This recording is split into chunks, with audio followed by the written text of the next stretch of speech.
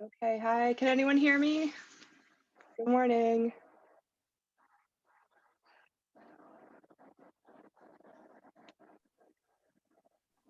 Hi, good morning, everyone. Good morning. Ooh, happy Tuesday. Hi, Courtney. Hi. Just making sure everyone's being admitted. Hello. Hi. Hey, good morning, Dominique. Hi. Ooh, I love your cabin room. Oh, thank you. I'm actually dog sitting for my uncle, and I never want to leave. That is, I mean, it almost looks like a fake background. That is so cool. I know. Yeah, Beautiful. it's really cool. It's kind of scary at night though. Is which part of the state are you in? I'm in Erin, like Hartford area. Okay, cool. Wow, it's gorgeous. Is that his vacation home or full-time home? His full-time home. They actually moved up here from Florida, so they're like not used to this weather, so that's why they are back down there now. My Hopefully look- parents. Oh,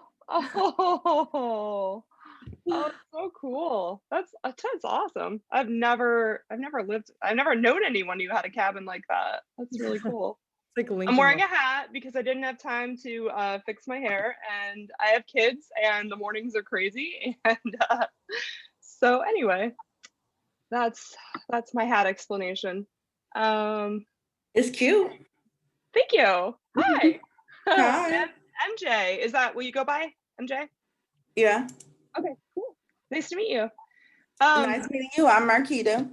Marquita. Okay, yes, thank you. Thank you. Yeah. I like your wrap. Thank you. Pretty too. I also did not do anything to my hair. I tried. I tried and I was like, what there's nothing I have bangs now, so like I have hat head and bangs and like I had to take my daughter to school, so there's just no way to fix it when the weather's like this. Yeah, so I want to today, I'm going to go over the syllabus. I want to get to know all of you. We can talk about the class.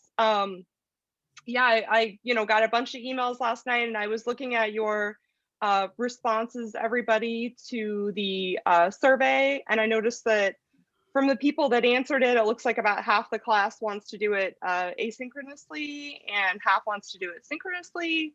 Um, so my last semester, I did this class. I did it a little bit differently. I'm changing it. I want to improve it. So it's kind of a different class. It's modern and contemporary culture is the AHS 409 part of it, and then global visual cultures, it's a GEC 307. And the history of the class is that it was two different classes taught in two different departments originally, and they merged it at some point before I got here. So every semester I've taught it, I've thought, okay, do I go more global visual cultures because that's really interesting? But then if there's anyone that specifically needs to learn all the art periods from modern to contemporary, am I leaving them out? And it turns out this semester that the majority of people that enrolled in it are doing the GEC 307 anyway. And I'm not really a timeline kind of person anyway. So instead of just going, this is modern, this is Fauvism, this is pop art, I'm going to try to incorporate global visual cultures into every class, like right along with talking about the art periods. So I will just, if everyone's in, let's see, there's 14 of you here, cool. I'm going to share my screen and I'll show you the Moodle page. And if you want to follow along, you can. And I'll give you all a chance to talk and introduce yourselves too. So don't worry. Okay, sharing my screen. And here we go. Is everyone having a good week? So busy the first week of school. I always like it when the first week is out of the way. Okay, I will go with that. All right, so you can see on our Moodle page that, so first, if you haven't taken the survey, just take that up top here. And I will use your answers in that survey to, I guess my biggest challenge is that if you're in class and you're taking it synchronously, I'm gonna try to really minimize how much homework you have. I wanna try to get everything done during class, and, kind of focus on group projects and group work. And you will have some kind of research presentation to do in the class, but I hope it's fun, and I hope to incorporate it into the semester, and not, I don't want to do the back-to-back presentations at the last 2 weeks of class, because I know that can be a lot to listen to. So I'm going to try to present some topics, or work with you to figure out what topics would be best for each of you for your interests and your course of studies. Ambrose, this is my dog. I don't know. He's over saying hi. Hi. So anyway, so I'll work on that, and I'll be giving you more information about that. Maybe it would be good for me to set up times to maybe today I can try to meet individually or meet with the groups that I put you in for breakout rooms later. Okay, so to begin with, visual culture, I didn't exactly know what it was. I mean, I remember when I was in college, someone else. So when I was in college and grad school, we studied media literacy, which I feel like is the closest thing to visual culture that I've had a class in.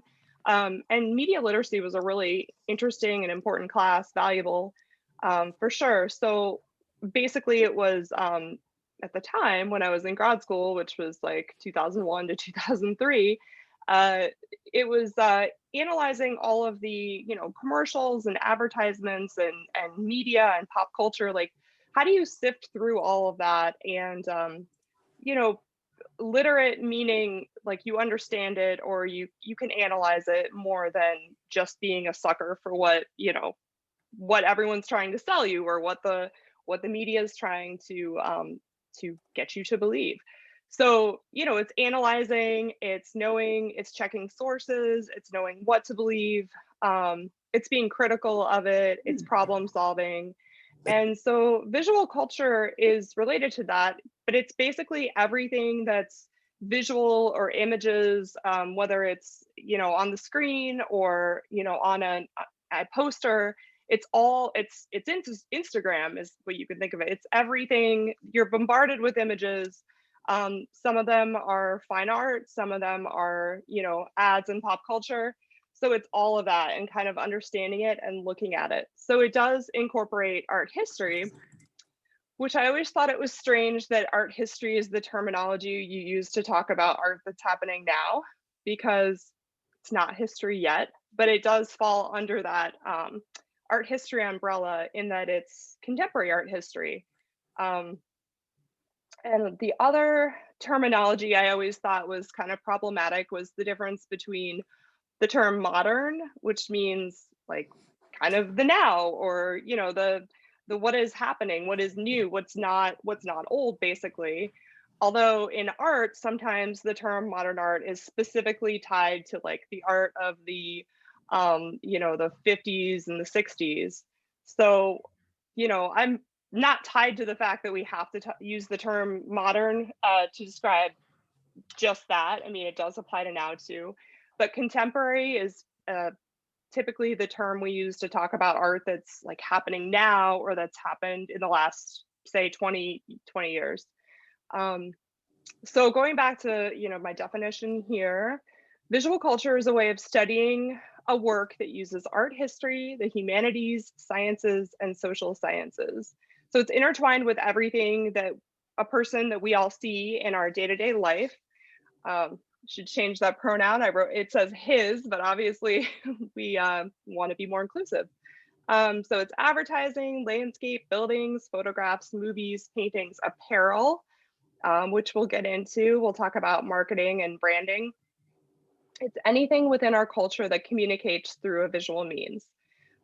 So we look at production, reception, intention, which I find fascinating, because there's always a message that somebody is trying to send. And so it's really interesting to, analyze that and know what the intention was for producing that visual image. It's also economical, social, and ideological. So how sight, knowledge, and power is a huge part of it, right? Because all visual images are trying to have typically some power over us. They're trying to get us to do something or react in a certain way, whether it's to purchase something or to buy something or to wear something. So power is a huge part of visual culture. And then there's also this tension between the external object and the internal thought processes. And there's a lot, this is, I found this definition at from Georgetown, the Georgetown Inventory of Visual Culture. Visual culture is now like an entire major or like a department at a lot of, larger universities. So it's definitely like a more recent, field of study. And so I wanted to start out with Beyonce. It was funny, I had this screen up yesterday, and my sixth grader, who, I mean, I'm an artist, so we have nudes, I have like photographs that I did in college that are of nude models and stuff around my house. So my kids have grown up just seeing nudes and thinking that it's normal. But my son came in and saw this and he goes, "What are you looking at, Mom?" And I was like, "It's Beyonce's pregnancy picture." And he was like, okay, whatever. But I think this is a really beautiful picture. This was one of the, she just blew up on likes on Instagram when she first posted this. It's important because both it's by a really famous photographer named Awal Eriksu, which I have some other examples of his work. He's really fantastic. But it's also showing referencing all of these other pieces. So it's referencing Our Lady of Guadalupe, which is also a reference to the Mother Mary, and then also Frida Kahlo with the flowers. But it was very, so it was intentionally done with these references. And I don't actually listen to a lot of Beyonce, but I greatly respect her as a human being and an artist. And I've been finding the more she just keeps like coming up into my studies and research of contemporary art, because she is so into art herself. She and Jay-Z are collectors. They reference it in their music videos. They reference it in just fashion, everything they do, including the music video that took place in the Louvre. So it's hard to talk about visual culture, I feel like, without including Beyonce. So I have much more Beyonce stuff to talk about, but I want to get to know all you, but let me just show you our Moodle, kind of my layout overview of the semester, and then I'll get to an activity where you can all talk and I can get to hear your voices so I don't talk all period. So I haven't put the dates on here yet because I realized that there are a couple changes with, like, there's not a spring break this year, for example. But there is an Easter break. But I will kind of set up Moodle so that each day it'll have the date we meet for class. And my plan is to have primarily synchronous classes for everyone that wants to pick that route. And then I'll, post them all here. There may be one or two dates where, I give you a activity to do where we do asynchronous that day. But I'll plan those out well in advance and let you know. So here are the things. Let's see, you can't actually see all of these. I hide some of them so that it doesn't feel overwhelming when you go to look at Moodle. That's my intention. I'll reload this here. I don't know if anybody, let's see, I want to make it so I can see all of you. I feel like I'm talking to a screen. Mm-hmm. Okay, so I don't know if anybody watched this really fantastic Beyonce documentary on Netflix about, Homecoming the film. Has anyone watched that? You show of hands. So it's when she played at Coachella in, I don't know what year that was, maybe 2018. She documented the whole thing, and it's really, really amazing. It's because like the choreography is amazing, the costumes are amazing, the messages that she's sending are amazing, and it it was historic anyway because she was the first a Black performer to headline Coachella, which was huge.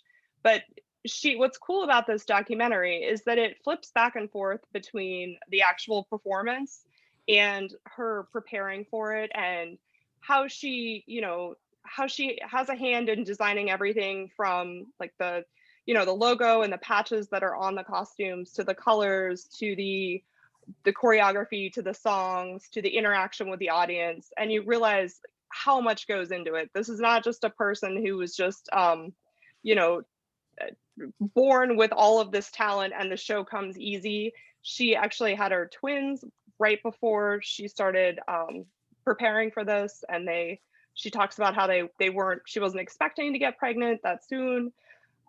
So she's dealing with trying to get, she's dealing with like her body and her physical changes, but also being away from her family and her newborns, and everything she had to juggle to put on this performance. And when you watch the performance, she looks so strong and so confident, and it looks like it came easy. But when you see the behind the scenes, you realize how much goes into it, and how much it is she's very good at coming up with a stage presence that makes you feel like she's a goddess or inhuman or something. But you realize from watching this documentary how human she is, and how much we actually have in common with her. So, and then the other thing I thought was interesting about it, and I do have like my clips marked, and I thought we could just, because the whole thing is like 2 hours long, but the specific areas of it that I want to show you. So I will go through that. But it's really amazing. I've watched it a couple times, and it's pretty inspiring. I want to talk about, she references STEP performance and historically Black universities, which I feel like is in the news right now, and we should definitely talk about it.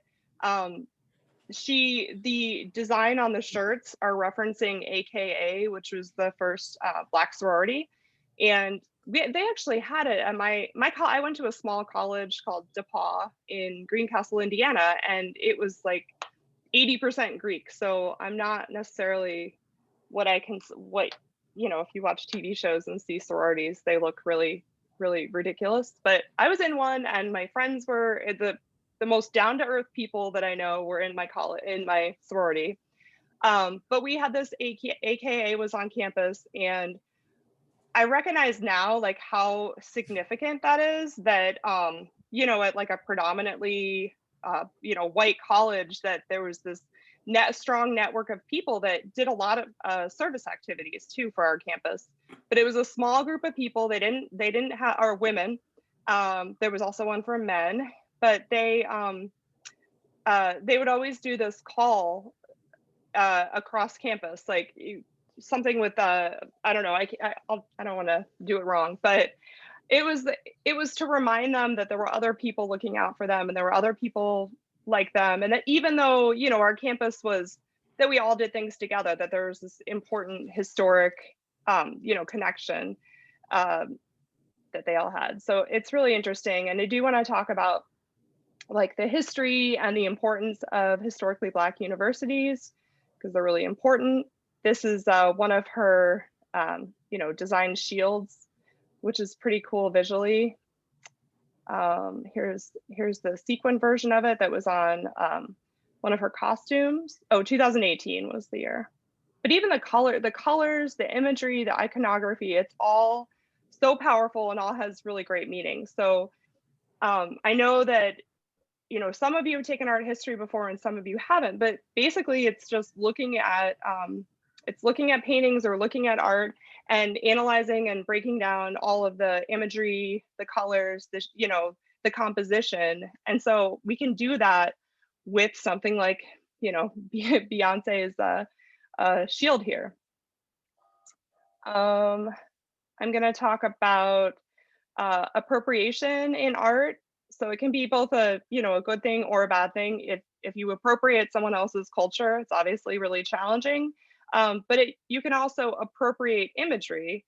And so this, the photographer Awal, this is one of his pieces. It's referencing Lady with an Ermine. This is the photographer who did Beyonce's painting. So this is the original painting. And so he's does a lot of work where, or he's done series before where he reappropriates these images into like contemporary context, which is really interesting. So I'll go through that and going. So some of these topics I'm still working on, but the Guerrilla Girls, they're really wonderful. They're a group of art activists who challenged museums, especially in New York, in the 1970s when hardly any women artists were being represented. They have challenged the fact that there was a lack of diversity among artists in New York, and put up they've put up billboards and posters, kind of sarcastically, mocking the museums and their decision making and that history. And they wear gorilla masks to keep their identities secret, so that they don't worry about losing their own jobs or misrepresenting their colleges if they're professors and stuff like that. So they're really interesting. I want to talk about pop art. And I'm sure if you think of pop art, you think of Andy Warhol. Sometimes I get a little tired about talking about Andy Warhol just because he's the one pop artist that just, always comes up. But a lot of people, it seems like students are really engaged by some other artists. I don't know if any of you saw this piece when it was in Chicago. I didn't make it, but it's Yayoi Kusama, and she does these rooms of all mirrors. She works in dots. She's a really interesting Japanese artist. A lot of people are really familiar with Takashi Murakami, especially since he's a Japanese artist. He does a lot of pieces. You've seen like this kind of flower with these surreal faces. He's also collaborated with Louis Vuitton and some well-known labels. So he's one that people are really typically familiar with. I think he's done stuff with, I think like YouTubers and gamers and stuff like that. Jeff Koons is another pop artist that is in the news a lot in the media. He's kind of a terrible human being, very chauvinistic. But what's interesting about him is that besides his pieces being really, really cool, this is like a giant, enlarged version in glass of one of those balloon dogs that you may have seen at carnivals growing up.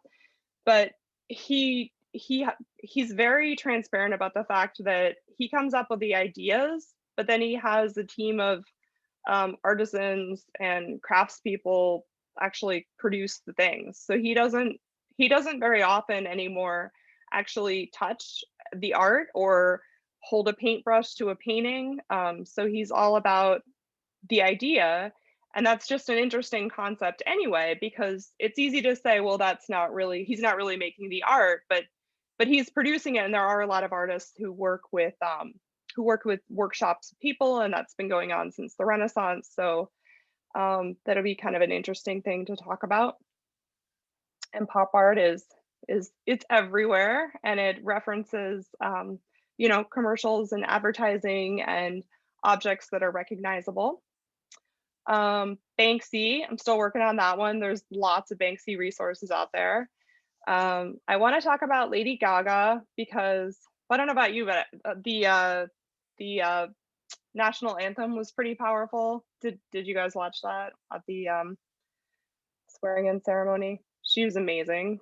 And when I think about Lady Gaga, I think about her, her costumes, her image, her meat dress was a big deal back a couple years ago, which is actually a reference to a piece that was done in the 1960s by Jonna Sturbach.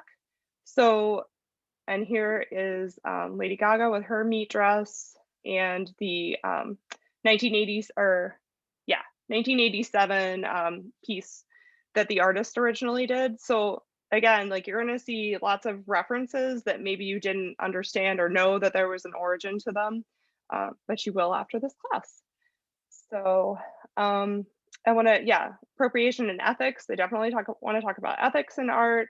These are some other ideas I have, and I'm not making you buy any book or text. I want to use all, make it as affordable for you as possible. I want to use, I might have you read an article between classes, but uh, I'm really trying to keep the workload down for you, and just focus on having you be talking and sharing and contributing more than reading or writing a bunch of papers.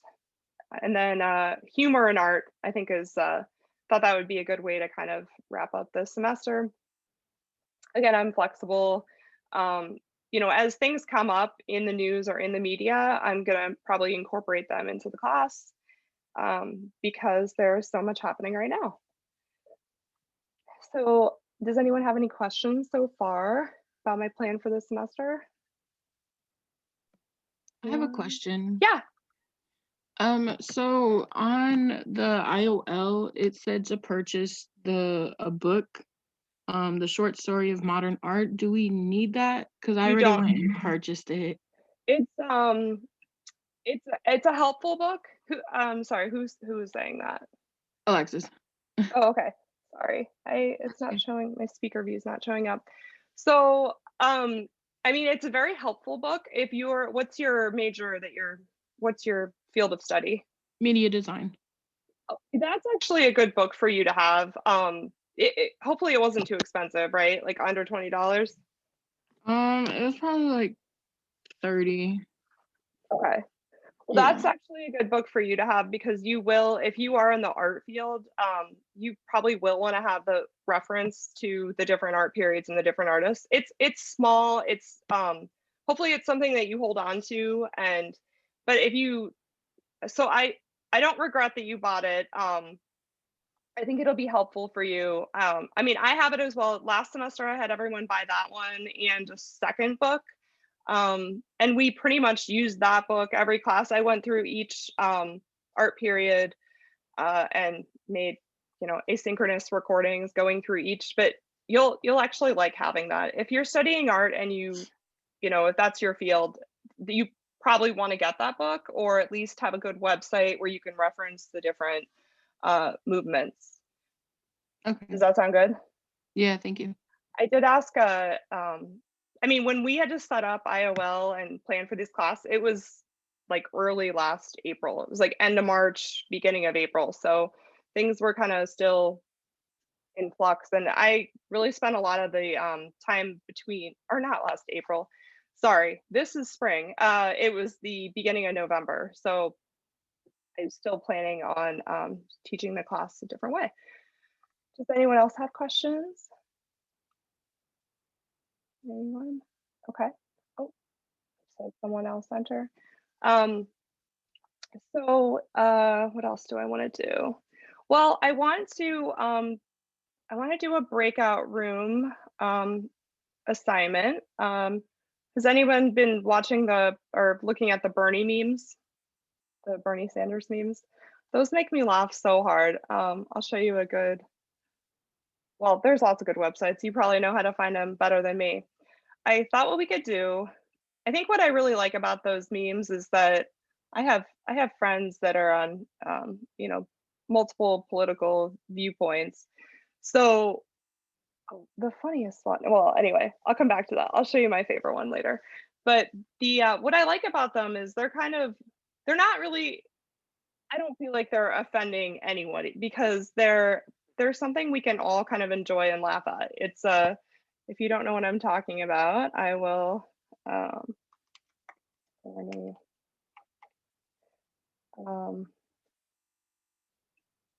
think that they're funny. I think we can all relate to a person who's cold who's just innocently sitting at a ceremony. I think what's so great about these that's so entertaining is his like handmade mittens that are a very specific pattern that look like maybe something we've been given as a gift or something that we ourselves have. I like that he's wearing this oversized coat and then he's not wearing something really dressy. He's just like a man of the people. I saw an interview and he's got his mask, his like typical hospital mask, which we all see everywhere now. I want to put a hat on his head because I think he'd be warmer if he had a hat on his head. But they're just so great. First, I love that somebody took a picture of him and even thought to make it a meme.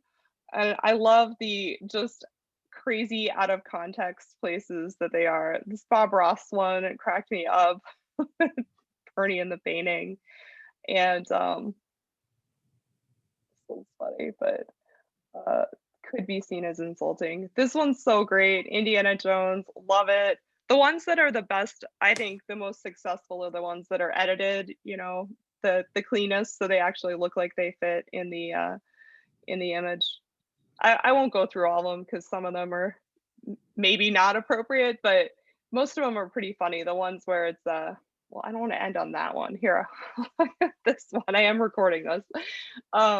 But they're so great. And then I saw an interview with him. I don't know, just a clip on YouTube. I was like, oh, I wonder what he'll say about the memes. And he was just he was just like, yeah, I've seen them. That was it. He wasn't necessarily, he wasn't like I was offended or they were hilarious. He was just like, yeah, they're a thing.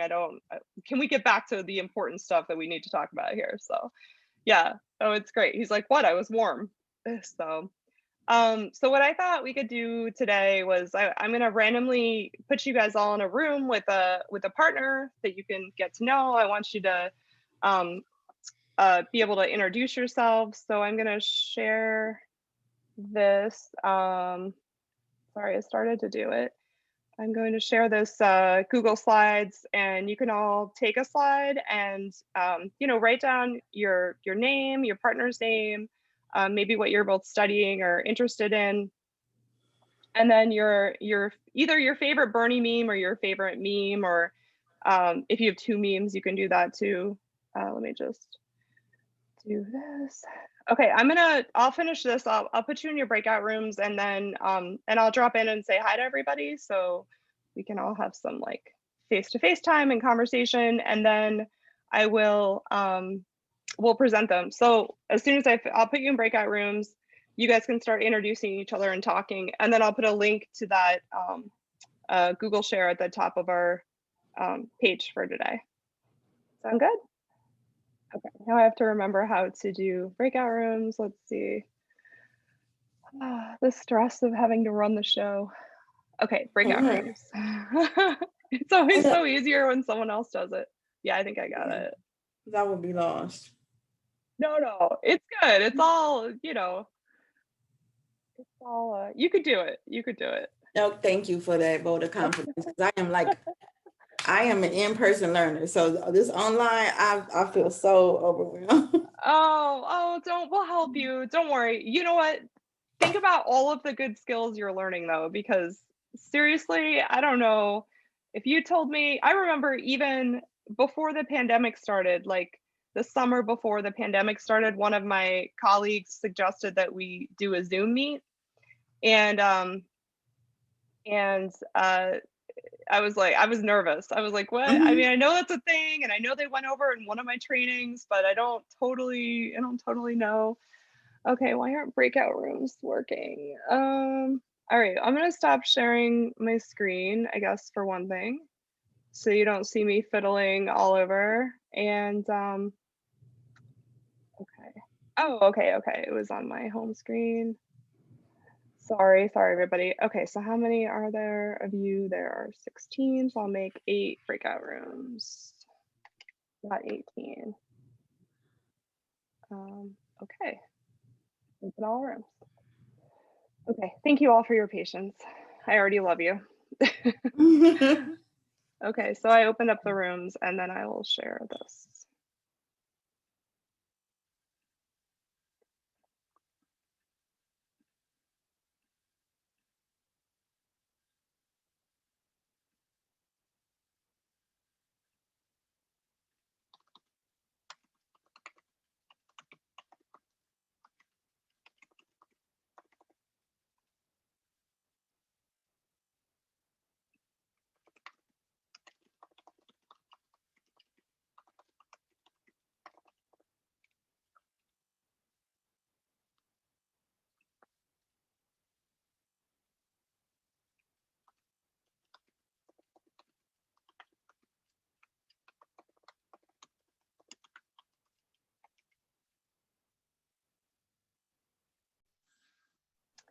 Hello.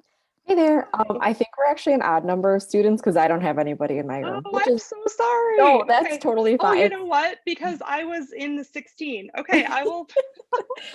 Oh, I'm glad you told me. No, Okay, where F was kind of sitting there and I was like, oh, that's okay. Yeah. buddy. Okay, so you are Yolanda. I will. Yeah, yes, that makes sense. Okay, move to. I'll put you in room 1. Okay, thank you.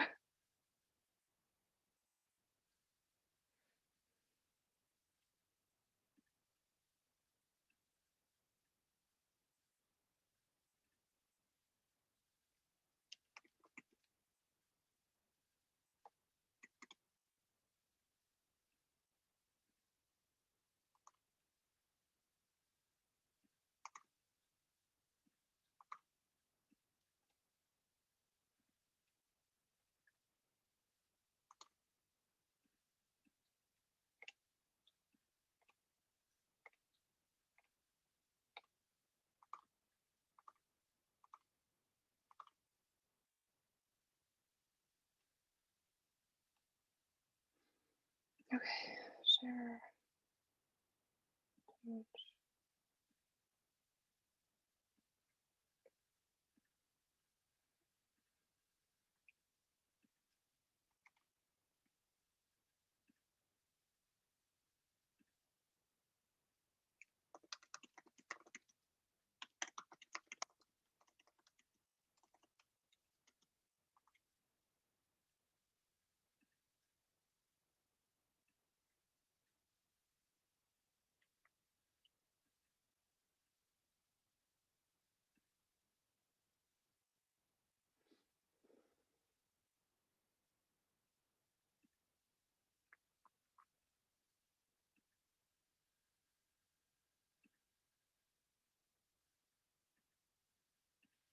Oh, how do you get to that? I don't know. Hi, everybody. I can help. We saw your like link pop Did up. it not and work? Yeah. I think Alexa said she saw it, but I don't know where it is. Oh, I'm sorry. Here, I'll put it. I didn't know if that would work. I'll just put it on Moodle because it might just be something that pops up and then goes away. Oh, gotcha. Probably It went into the general okay. meeting, like chat room. Oh, okay, okay. Sorry about that. I'll figure this stuff out eventually. Okay. Um,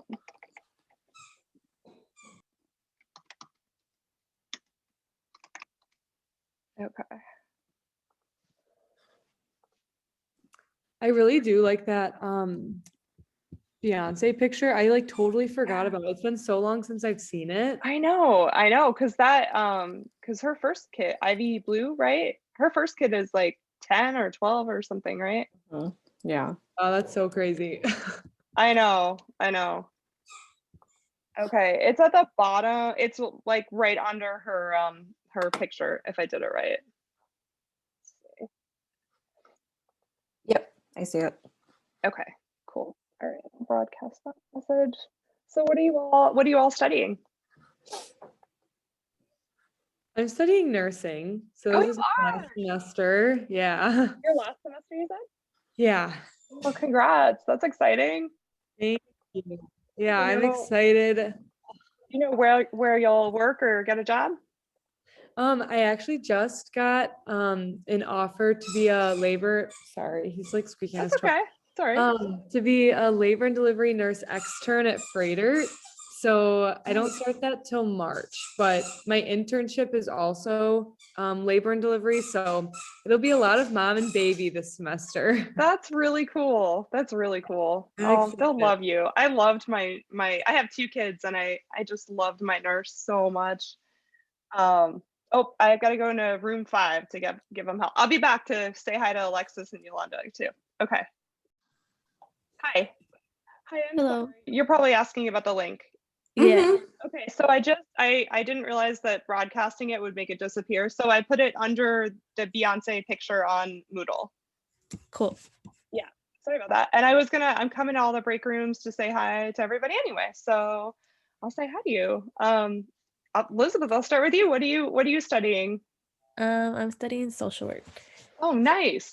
Well, we definitely need you guys now more than ever, right? Right. Oh my gosh. I don't even know how you do Zoom social work or pandemic social work or wow. Will you work been a with, do you know challenge. what kind of population, like kids or adults or you're open? Every semester I change my mind because I take a new great. class that focuses on something different. And you're interested in all of it? Yeah, That's a great attitude. so at this point I don't know. But I have to figure it out soon because I'm taking my internship next semester. Ooh, what's your internship? I don't know. That's Oh, why okay, I'm like I have to figure it out now. Gotcha. Oh, well, maybe there'll be a sign or something that'll come to you, like it's in walking distance, or like, I don't know, you connect with somebody there Mhm. really well. That's neat. Oh, congrats. I love that.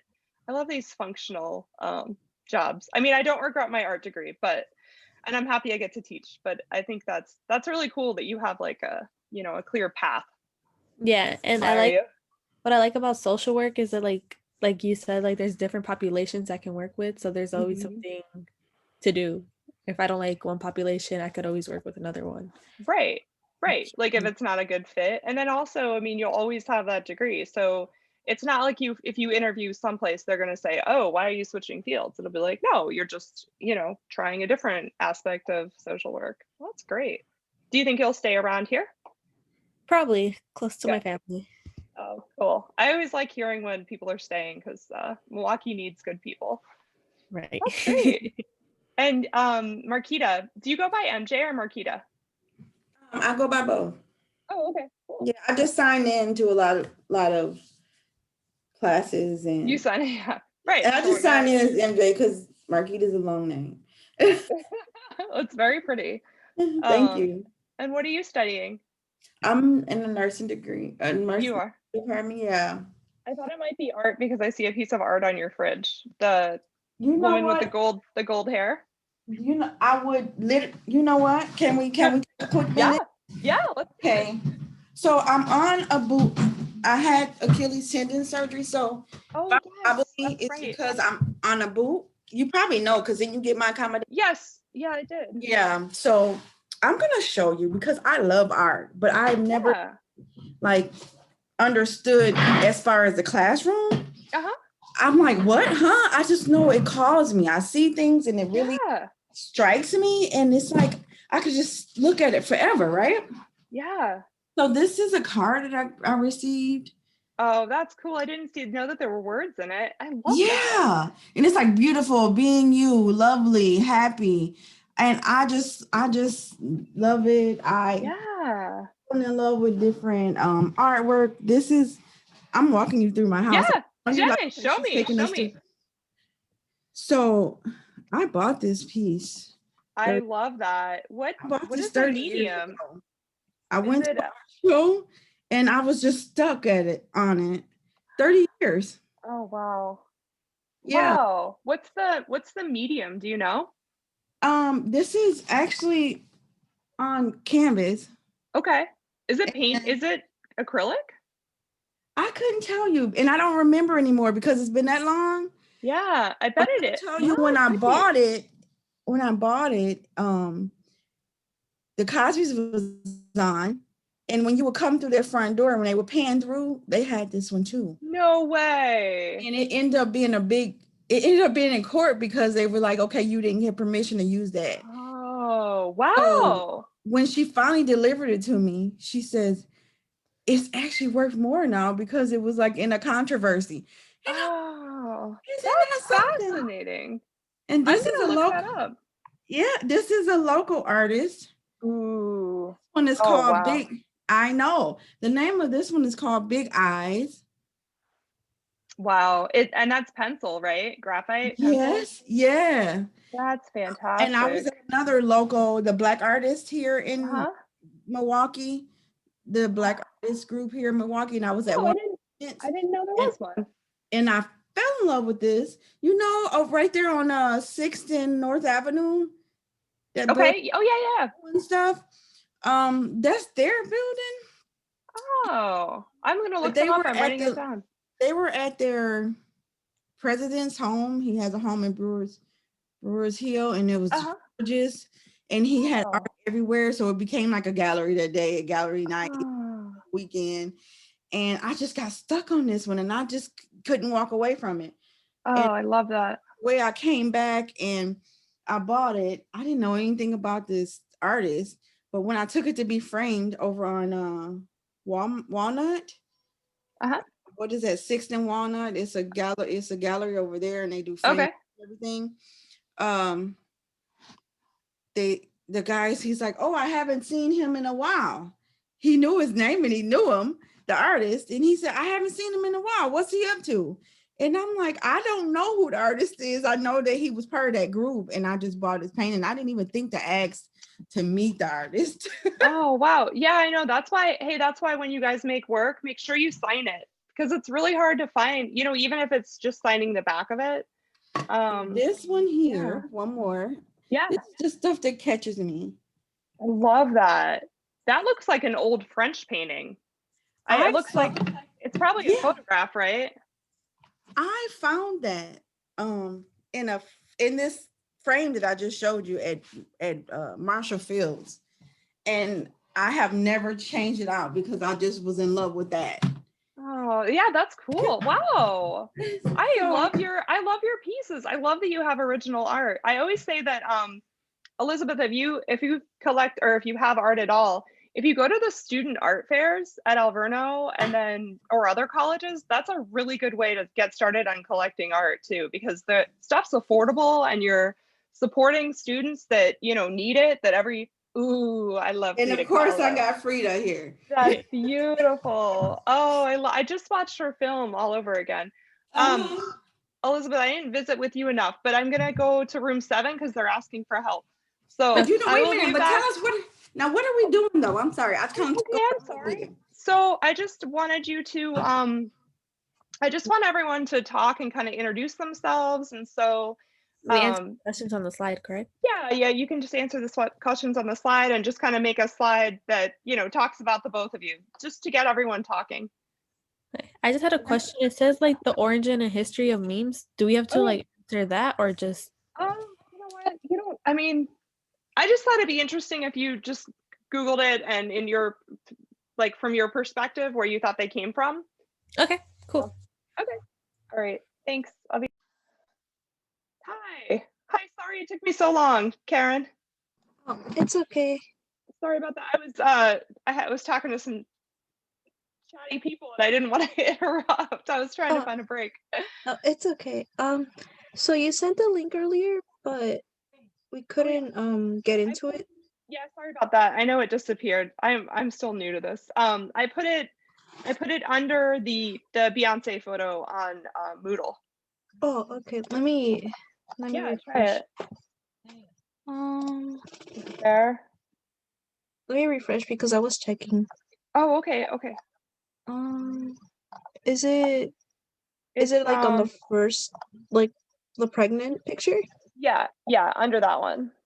It says newsartnet.artnet. Is it that Oh one? shoot, is it not on there? My Moodle is being slow right now, and I will. Oh, okay. It says meme slides. Do you see that? Yeah. Yeah, it's that one. Sorry about that. I'm just really just trying to get everyone to okay. have a fun class and chat. So no pressure and sorry about all that. And then Autumn, I saw your text. Sorry, I'm trying to stay on top of all the messages and stuff, but I see that you're just doing chat. So then does that mean that Autumn, maybe you are able to go to let's see, you're doing it on your phone. Autumn, I hope you can still, I guess you could do the chat directly to Karen to talk to her, but you could also maybe go to the Moodle page, go to the link, and you guys can work on it. You can communicate through your slide, like by talking. I guess you'd have to know. Karen, which slide are you working? Which number did you pick? I'm not sure which number. Oh. It seems like everyone took. Oh, I'm sorry. You can pick, just do 2. Just do the. Okay, this one? Yeah. Okay. Yeah, sorry about that. I thought I made it up. Okay. And then, yeah. Autumn, I want to help you. Let's see. Let me read your message again. So Karen, you haven't actually communicated with Autumn, right? Yeah, in chat we have. Oh, you are. You're in chat. Okay, perfect. Okay, good. Good problem solving. I'm impressed. All right. Well, let me know if you have any other questions and I'll try to get here sooner. Sorry about that. Okay. All right, I'm going to go to room 2 and I will talk to you later. Mhm. Hi. Hi. Hi, America and Myra. I just wanted to stop in and try and say hi to everybody. So, America, I know we emailed, but nice to meet you and see you. Hi. Hi. And Myra, wait, Mayra or Myra? Myra. Myra. Okay. Myra, you took my class last semester, right? It was I believe it was Asian art history. Yes. Okay, Yeah. cool. Yeah, I know I did it asynchronously and I didn't get to know everybody and I regret that. So anyway, I'll get to know you this semester. So thank you. It's gonna be fun. Yeah. Yeah, your room looks cool and illuminated. I like Oh, it. thank you. I used to always have Christmas lights in my college dorm room. I thought that was really fun. And Yeah, you're an art, no, you're not an art major. You're social work. Am I right? I can't remember. I'm psychology with Psychology. Okay, sorry. What'd you say?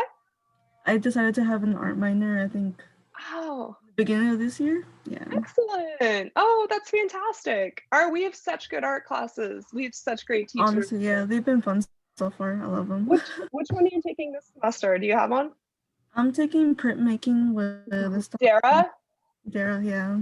Dara is my favorite. Her art. Have you She's seen good. her art? She's great. Have you seen her Yeah, art? she Yeah, she's got a they website. look amazing. I think it's like, I know I want to own a piece of hers someday. She's so good. America, have you taken any art classes here yet, or? No, I'm a business and Spanish major. Oh my So gosh, so you're really busy. yeah, but I mean, I decided to take this challenge. Yeah, It's not really a challenge, but like I wanted to learn to know something instead of different. business in Spanish. Yeah. Yeah. Oh, you'll be really interested in there's a lot of marketing aspects that we can talk about too. Business in Yeah. Spanish. Ooh. I'm trying to get ideas for each one of you for like a good research project that fits your your interests that you might not know about. I always think that's fun to try to help people pick. So yeah, no, don't worry. It won't be, I don't feel that this class will take a ton of your time, and I feel like it will challenge you, but like in a growth way. not in a business or statistics way. So Thank you. you got a good partner over here with Myra. So that's cool. Are you guys having fun chatting or Yeah. I don't know. Do you how many classes have you both had so far this week? I think only one or Or two. I guess last week. Yeah, sorry. It started last week. It all feels like one big week. Okay. Well, that's cool. Yeah, I have class well, this is my only morning class, but I had class yesterday, tomorrow, and then Friday too. So okay. Well, cool. I'm just going around and visiting everybody, but just let me know if you have any questions. So you have it? You got the slide figured out and stuff? It's just to get to know Yeah. you and stuff. So, okay, cool. All right. See you later. Bye. Bye. Honestly, I thought she would be like popping into the room or something. Oh, me? There she goes. There she is. I have been popping into rooms. Sorry about that. Well, nice to meet you. So, Catherine and Alicette? Alicette. That's right. And you were in my class before, right? Yeah, I was. You took Asian art history? No, I took You took I think we just went to like the museum. Oh, yes. You took We my had like art brunch museum. and everything. Yes, that's right. Oh, I'm so glad you did that. I'm teaching that class again, only we can't go to the museum. So we're doing well, yeah. So it's art in the museum, not in a museum. That's So yeah, you picked a it was good really time to fun go. experience. Oh, I'm Yeah. so glad. I'm so Like glad. dinosaurs and stuff. Good. I know. I love that. Oh, I'm glad to see you again. I know. So what's your area of study again? I was in education, but I switched over to social work. Okay, So, cool. Oh, there's another student in class that I was just talking to who's social work. Well, that's great. What and where are you in your like how far, what year are you, I guess? I am a junior right now. Okay, that's good. It's a good place to be. Not too worried about the post-graduation plans, but like maybe enjoying at the part of college where you're enjoying it and, you know, kind of Yeah. appreciative of the experience. Yeah, for sure. Just not even worrying about that yet. Good. No, that's good. That's good. And Catherine, I think this is the first time I've met you. What are you studying? Yeah. I'm a nursing major. Excellent. Excellent. I last semester I had a bunch of nurses take this class, like 8 or something. So Yeah, I kind of just picked a GEC that kind of fit in my schedule. Yeah. And so I'm just finishing up my junior year. okay. Excellent. Do you know what kind of nursing you'll go into? No, right now I've worked in med surg for 3 years as a nursing assistant, and then wow. the last 8 months we've been a COVID unit. So Oh. I definitely don't want to go into med surg, but Yeah. I definitely want to try to find a specialty that I like. So Excellent. Oh, that's cool. The student who was in the cabin in the background, she was just saying she's studying labor and delivery. oh yeah, that's an So interesting one to go into, I've heard. I think so too. Like lots of excitement, lots of different kind of probably emergency situations too. And it seems like lots of teamwork. I don't know if it's always that many people in a room for something, but um I don't know. I remember when I went into labor, it was all of a sudden it was like 10 people in the room, like nobody was there, and then everyone was there, and I was like, okay, I feel special. But well, that's really cool. Well, don't worry. It's I will definitely keep it you know, like teach the class as though, you know, you're not an expert in it, and you know, try to keep it interesting for everybody. And yeah, I'm gonna try to figure out what artists or research project would be good for each one of you based on your interests and, you know, what you're studying. So cool. And then are you both planning on coming every class like synchronously? I am. I think so, yeah. Okay. Okay, cool. Well, whichever one, it just seems like it becomes hard to, you know, do it asynchronously with stuff coming up and everything. But and then Yeah. so Catherine, I'm assuming that you would probably, if you were going to do a research project and a presentation, you'd probably rather do it earlier in the semester, like before your life gets crazy, or what do you think? Well, my life's already crazy and it's only Okay. day 2. So Oh, it really does not matter. it really doesn't matter. Yeah, no. Oh, They just seem to like throw everything at you in nursing. So like I've yeah. had tests and quizzes before I even have a class. Oh my So gosh. it's Like very intense. baseline, like trying to figure out what you know and to show improvement, or No, it's all on new material and it's kind of overwhelming. So really anytime works for me. oh So my gosh. Oh, I'm sorry that it's so intense. Do you have a good advisor? Do you have like, I I mean, don't at even least know who my advisor is. really? Like we were supposed to get a new one for the nursing like department and like I never met them. Like I received one email last spring and that was it. Like it was very I can weird. look up who your advisor is if you want. I have no idea. I don't know. I'll look They- it up and I'll look it up after class and email you.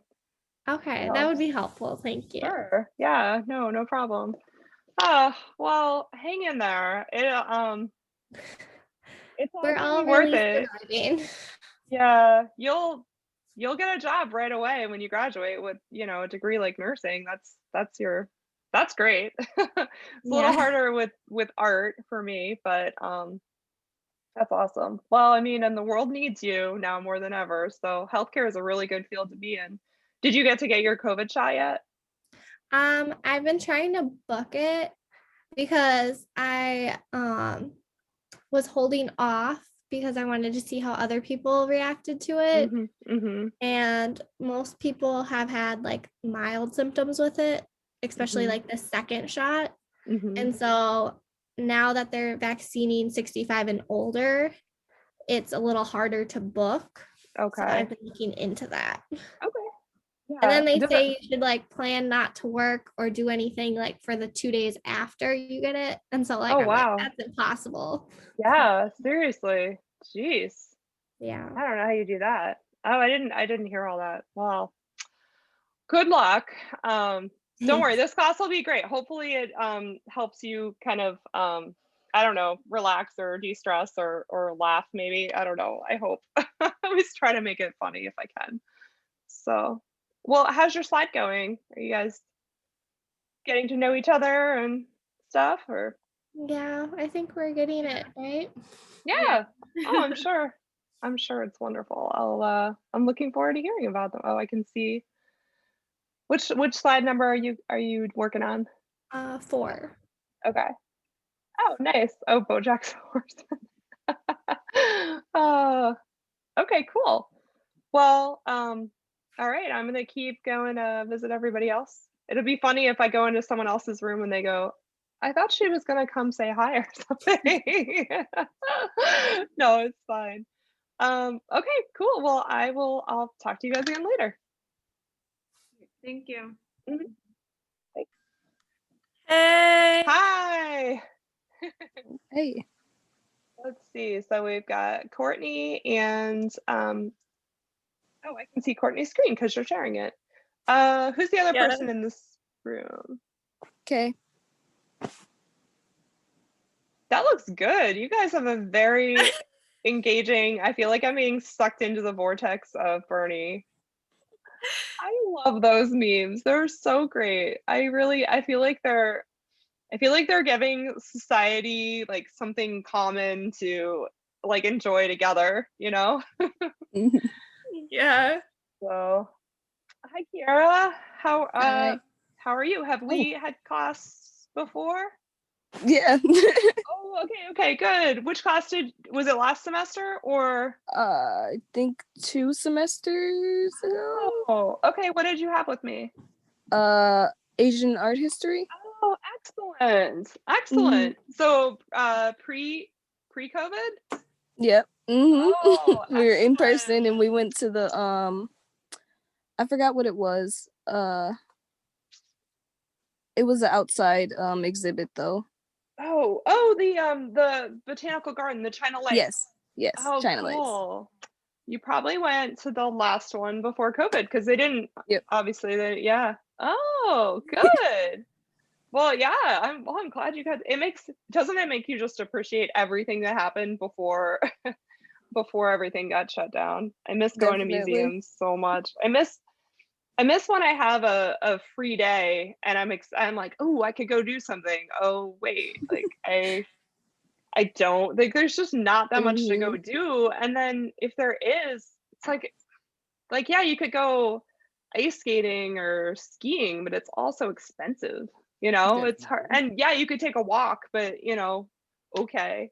Right. Times can I do that before, you know? Ah. I miss like going to Chicago and just like, you know, walking around and having, I don't know, having things be normal. Well, we all do, I know, but so, and then what are your classes like? Or are you both mix of in-person and virtual or? They're mostly virtual. They? There's only one class that was considering doing it in person, but only maybe once, just to get some in-person learning. Just I don't know, but nobody really felt comfortable to do it. Yeah.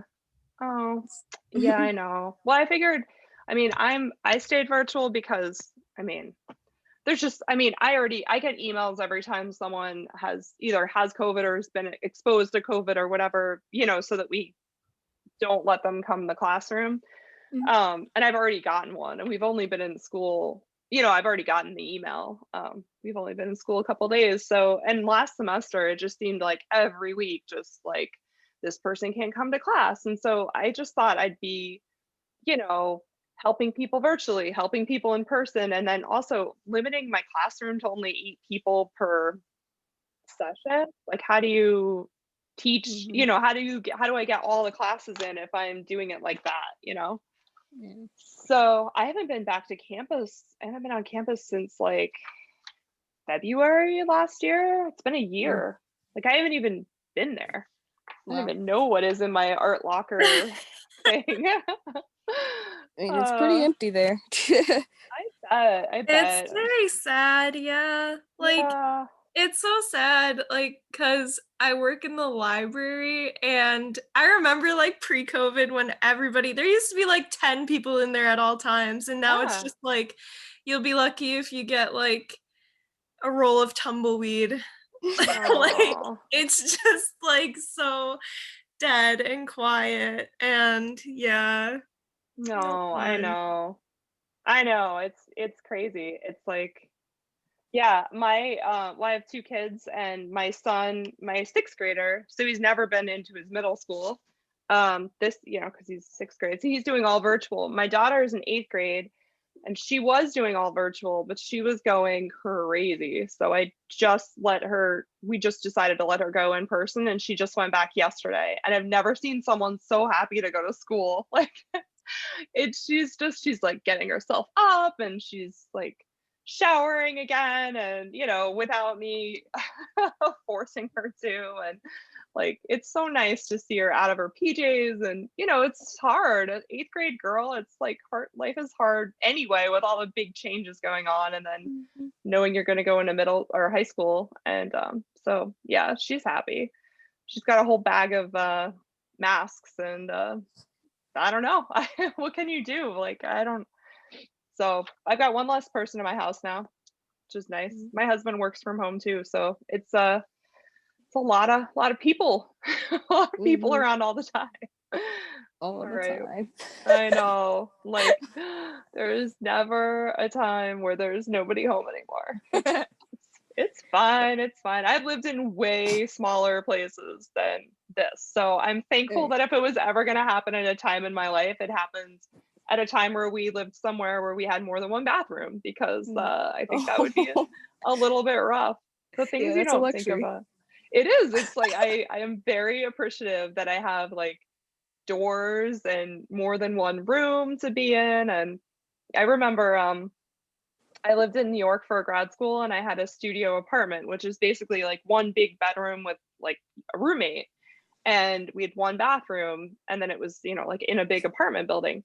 And my roommate wasn't home, but my now husband and I were in a fight. He was being really annoying. It wasn't my fault at all. I have no idea what we were fighting about, but I was really annoyed, and I just wanted to like leave and slam the door and, you know, like do that. And I couldn't, because it was middle of winter, it was cold, and I had no place to, like, it was cold like this, you know, and snowy, and I don't even think I had shoes on at the time. So I was just mad, and I just want to leave the room without getting my shoes on.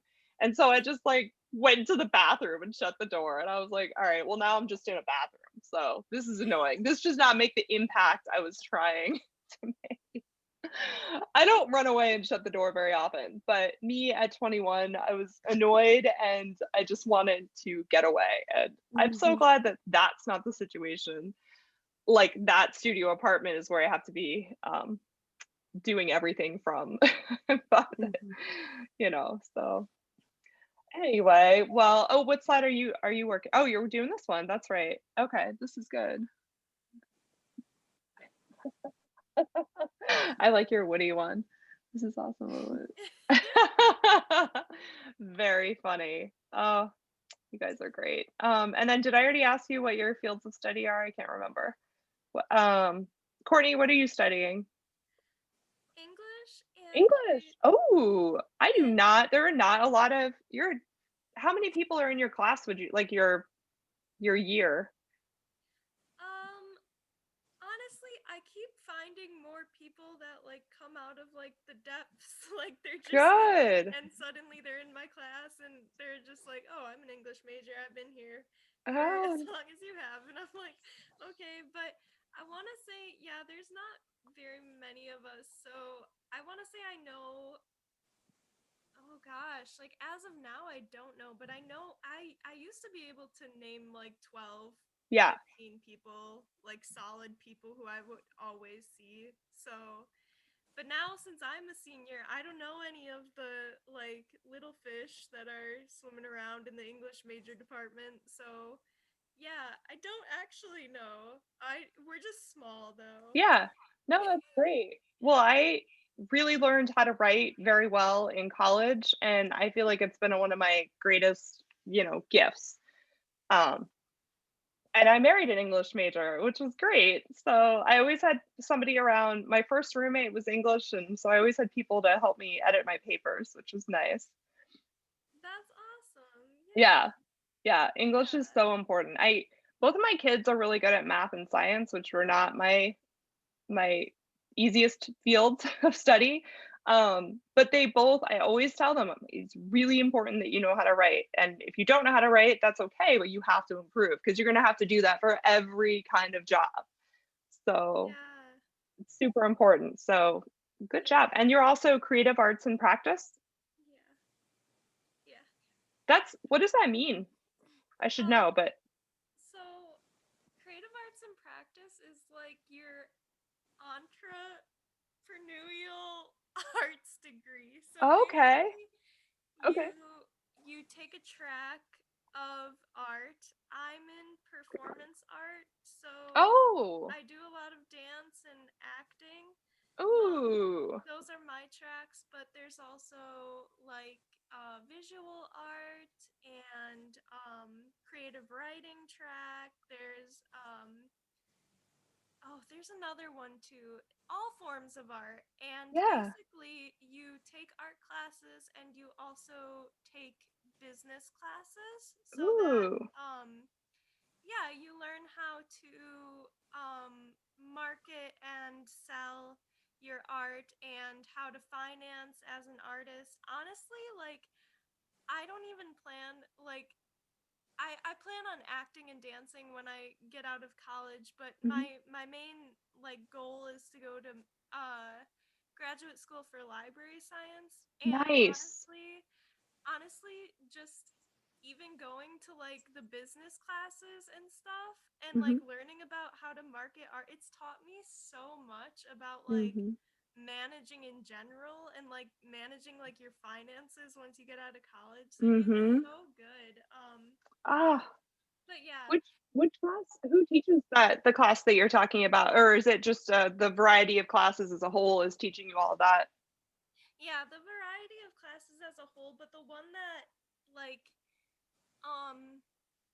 the business management class that I had to take was just like the entry level, business like major freshman take it. And it's taught by a girl, and I believe her name is Sharon Warren. Okay. And then Tom Reed teaches most of the creative arts and practice classes. He's the chair for it. Okay. Like he's the advisor person. He's great. He's great. Yeah. And of course, this degree allowed me to go to the SEA Art Conference, which I had a good time. I hear amazing. A long time ago, but still. I hear amazing things about it. Yeah. So yeah, it's good. I like working with the art community when I can. Yeah. Wow, this creative arts and practice, it's your support or your second major? My second major. That sounds amazing. I wish I had had that when I was younger.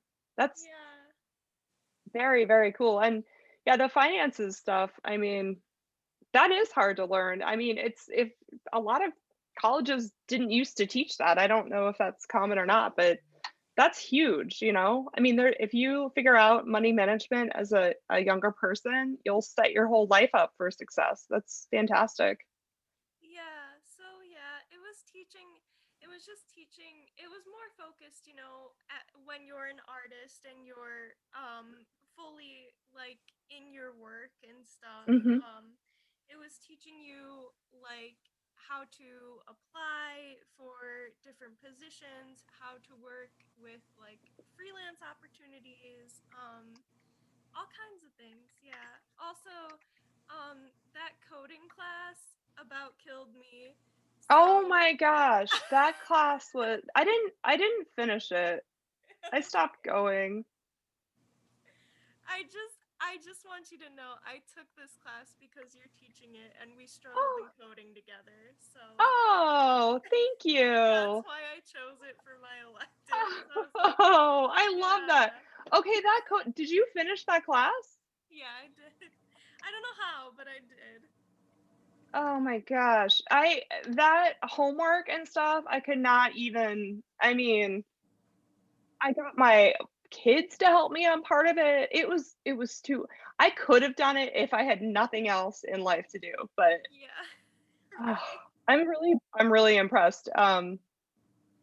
Kiera, we took this, what was it called? The Python. Have you heard of Python, the coding method? You have? Yeah. Have you done it? No. They offered this class to, I mean, it's in the math department, and really brave souls like Courtney take it. But they offered it to us for free. And I never get offered classes for free. So I was like, yes, I will definitely take it. And I'm 41. I've been out of college for 20 years. And I'm like, I love learning everything. I want to do everything. I wish I could go back and do college again. You know, like I constantly am reading and trying to learn stuff. So I'm like, okay, I might have been afraid of a math, like a high-end math class in the past, but I can totally do this. No, it was so hard. And the challenge of having a really, really smart, I mean, the professor he's like on a different level, like his brain works in a different way than mine does, you know. I think really, really, really math-minded people have a hard time breaking it down, maybe, or breaking it down to the level of like my liberal arts mind, because it was intense. And then he would say stuff like, oh, just play with it, you know, I mean, you'll figure it out. And you know, I think as you work through these problems, it just wasn't broken down enough for me. It was hard. It was really, and it was frustrating. You know, you do all this stuff and then you don't understand it. And I mean, I feel like problem solving is one of my gifts, but it was crazy mental problem solving. And it didn't matter what I read or what I, tried to look up online. It was very difficult to understand. I don't know how anyone got through that class. So I'm really impressed. And then I'd be placed in partners with, math majors, and we'd have to do something as a group, and I would feel like I was contributing nothing, like, well, I'm not even gonna share my screen because I don't even understand it well enough to start the problem. So why don't you just take it? And yeah, I know it was crazy. So. Well, I just sent out an announcement. I want to give everyone a chance to, take a break and stuff. And then we'll come back and present it, and it'll be like the last thing we do today. So you'll get out early. Sound good? Cool. Okay, so let's see. What did I say? We'll come back at 10:40. Okay. All right. See you guys soon.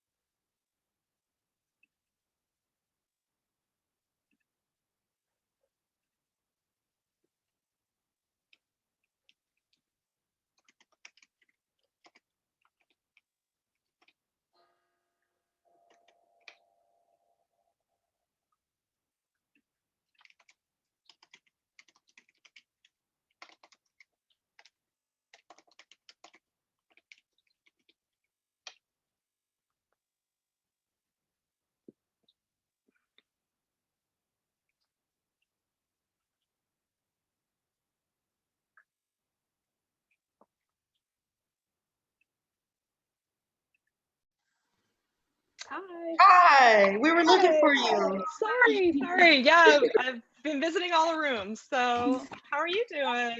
How do I say your name? Is it Amari? Amari. Okay, cool. Yeah. And Shannon? Yeah. Right. Hi. I haven't had you guys in class before. Nice to meet you. Nice to meet you. What are you both studying at Alverno? or in life? I'm studying psychology and then a minor in women's and gender studies. Women's what kind of studies? Women's and gender studies. Oh, women's and gender. Nice. That sounds really interesting. That's a good combination. What do you do? Do you know what kind of field you want to go in, like specific Audi group or? I know I want to work and serve women and children, but I'm not sure in which capacity yet. Yeah, I mean, I feel like there's a lot of opportunities for you. I mean, I think automatically my mind goes to like women's shelter, but I mean, I'm sure there's lots of other different opportunities for you too. Yeah, that's really interesting. That's really cool. What year are you? I am a senior right now. A Congrats. first semester senior. First semester senior. Okay, cool. So then next December, you hopefully graduate? Yeah. You will graduate. Just say you will. Yes. Yes. Awesome. And then you'll start your new job after Christmas, right? Right. Yeah. Why not? If we set the intentions, the universe will make it happen. For sure. That's great. And then have you taken art or art history before? No, I have not. Okay, cool. Well, I'm proud of you. This is good. This will be really good.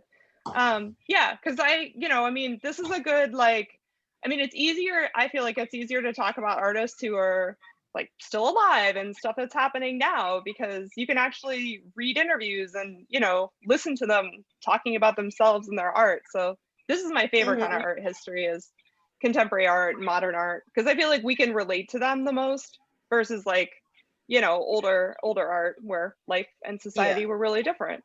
So yeah, cool. And Shannon, how are you? What are you studying? I'm good. I'm an early childhood education major. I don't have a minor, but yeah. That's okay. Wait, what year are you? You still have time probably to get a minor? I'm a junior, so I have like a year and a half left until I graduate. How many credits do you have to take to have a support or a minor? I'm not exactly sure. I've looked into having a minor before, but just because it wouldn't fit into my schedule. I'm a full-time student, so it wouldn't fit into my schedule, and it's fine because I'm planning on going back to school eventually to get a master's. So. Yeah. Ooh. And in early childhood or in a specialty? I was thinking maybe like special education or something like that. I haven't thought too much about it, so yeah, no pressure. They always need special education teachers, so but also because I have my art education master's, so I was an undergrad art studio art, and then was really afraid of being in the real world, so I immediately went into my master's, which I loved because it's way easier to do before kids and before, full-time career and all that. So, I mean, I don't know if you have kids or not, but no, you look pretty young. So I highly recommend that. Are you going to stay around here or would you move somewhere for it? Well, actually, I don't live in Milwaukee. I live in Kenosha, so it's kind of a drive for me, but I plan on staying around in Kenosha. My boyfriend works around here, so I don't think we're planning on moving anytime soon. So, well, that's cool. Maybe there'll be more.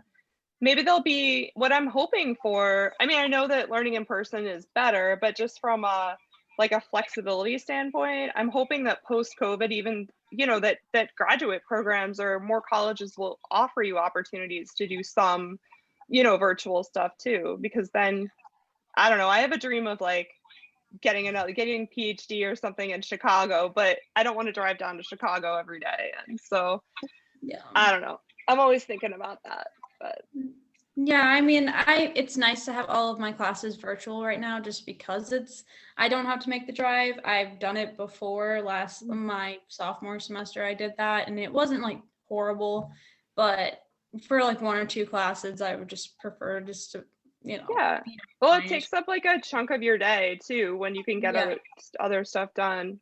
I commuted for grad school 2 hours one way, so 4 full round trip, and one semester I had classes 4 days a week, and then I mean, and I had a student worker job, so I would just do all of my work between classes, so I didn't have to go up there again.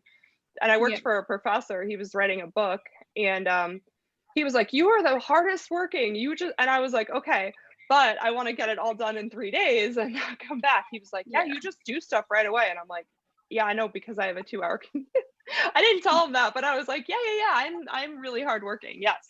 I mean, I am, but there was also there was a strategy to it. It was like super impress him on the 3 days I'm here, so he won't make me come up on a Friday when I don't have classes. So yeah. Well, that's cool. So and then so you'd be a classroom teacher K through 5 then? Yeah, well, I think my major, I don't exactly remember the ages, but I know it's like birth to like 4th or Oh something yeah, grade or something like that's that. right. But I would want to do younger. So like kindergarten, 1st grade, 2nd grade, probably more kindergarten, preschool, ages Nice. like that. So You know what that's impresses something me I wanna about like kindergarten teachers Mhm. and stuff? You have literally like every 10 minutes of your entire day scheduled. It's like because Yeah. I've subbed a lot in like my kids' schools, and you're like, okay, 10-minute like 8:05 to 8:10 is story time, and then 8:10 to 8:15 is hand washing time, and then 8:50 like everything is so it's so planned down to like the minute, which is crazy. But I mean, I guess you kind of got to do it that way with little kids, because if you don't have like a time frame or like a plan, like I think it's chaotic. Yeah. Just Yeah. let them to do their own devices, and they're just gonna run with it and go wild. So you kind of got to keep on schedule, or else it's gonna get out of hand. Have like, you know, an hour for free time, and that's when they can be chaotic, and then the rest of the day is gonna be planned out. So Oh, I know. Well, I'm impressed because that's a hard, those grades are hard to do. And there's so much like emotional support, but I'm sure you'll be amazing at all that. So cool. All right. Well, oh, and then so let's see. Did you take any art history classes before? I don't think so. Last semester I did a book binding class, and like with Dara? Yes. And is that like an art history class? Yeah, I think it's in the art history. Is it the history of the book? I think so. We did like a lot of things with like text and history, text and so I mean stuff like that, but yeah. That's like she's our department head, and she's amazing. And she's just so cool. I look up to her so much. But yeah, so she teaches that class like a combination studio art history. She's so innovative. I love it. Yeah. And she's such a good lecturer and all that. So well, great. Well, nice talking to you guys. I'm looking forward to seeing your slide and stuff too. So I'll leave this. Oh, sorry. We weren't able to put anything on a slide because the link you sent like popped up and then like went away. I'm sorry. Well, you guys can just talk then. You can just introduce yourselves and stuff. Okay, sorry about that. It's okay. We were just like, oh no, we hope that she's not like, where's your slide? We were like wondering where you I'm sorry. I'm still getting used to this Zoom thing. Somebody else, and I don't even know how they did it, but they called me or asked for help or something, and then so I think that's an option. I don't know how you do that, but I don't know.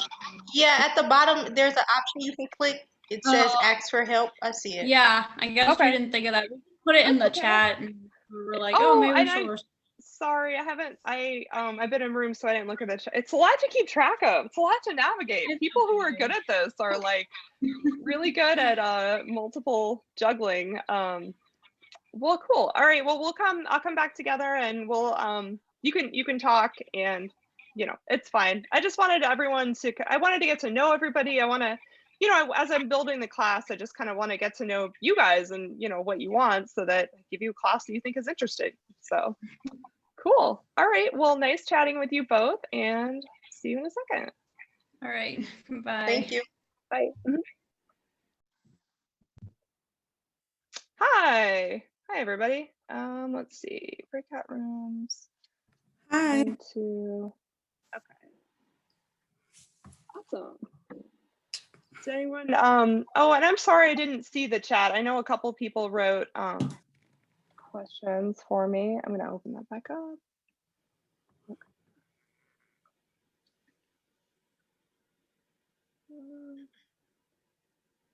Oh, and MJ, wait, you wanted to work with, okay, sorry about that. I didn't see your chat before. Do you know each other? No.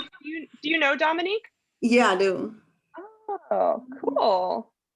That's nice. Does anyone else know, recognize anyone they know from other classes or life? Courtney and I are in the same program and classes and stuff. Oh, nice. That's awesome. Yep. Okay. All right, let's see. Is everyone back?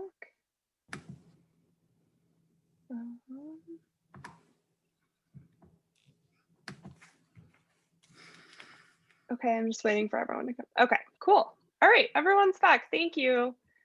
Yeah, I know. I was just saying, I wanted to spend today, you know, getting to know you guys because it helps me figure out what kind of classes Okay. to do. And yeah, I really want this to be the kind of class where you feel comfortable sharing and talking, and because I don't want it to be, I'm not a big you know, like 3-hour lecture kind of person. So I want it to be, you know, a class you feel comfortable in and stuff. And I can let's see, I'll let you guys talk now. I'm gonna share the screen. Okay. Mute her and okay. Sorry, there's a lot on the screen. You guys and present from beginning. Okay. All right. So we've got Catherine and Alisette. Do you want to talk about your slide? Oops. Did I do that? Okay. Sorry. I think there was one slide ahead of ours. Oh, I'm sorry. This one? Yeah, that one was first. Okay. Okay. I think there's one before ours There's one too. more. Oh. Okay. Oh, gotcha. Thank you guys. You're very helpful. Appreciate you. Okay. Karen and Autumn. And I guess Autumn doesn't have right? Yeah, so it was kind of hard to like do all of it. So Oh yeah. No, I'm sorry about that. Thanks for being flexible, Karen. yeah. So I'll let you present. Okay, hold on. So I guess the origin history of memes. Okay, hold on. I can't see. Okay. So the word meme came from Richard Dawkins in his book The Selfish Gene, 1976, to explain how ideas can grow, duplicate, and adapt. Then in June 1993, Mike Godwin introduced the concept of internet meme from an issue on The Wired. Well, these are around a later time. The first ever viral meme was Kilroy was here in 1938. Before the start of World War I, this would become graffiti that would often be written by American and British servicemen during the war. So, and then for like societal function of memes, in our opinion, well, memes can give a sense of relief through relatable or a humorous image, especially during these hard times. We kind of need a laugh then and there, so that we can just get through the day. Because honestly, every day is getting harder to get by as we stay inside at home.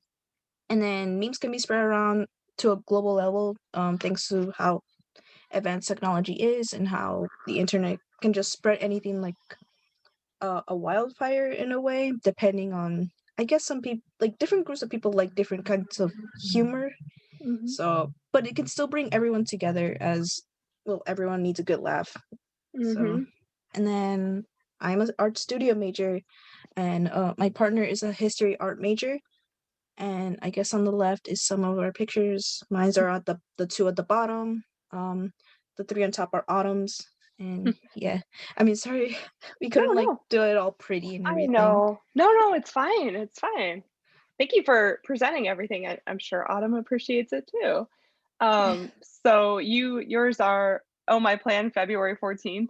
Oh no, mine's are at the bottom, but Oh, yours okay. are at the top. Oh, gotcha. The bottom's the polar bear face and the Garfield. Yeah, he's getting punched. No. So Nice.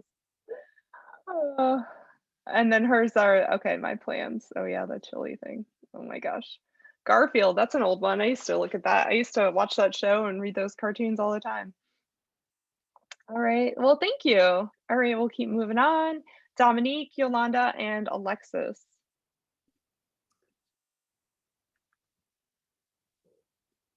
All right. I don't know, Alexis, did you want to talk about the history of the memes just because you put that in there?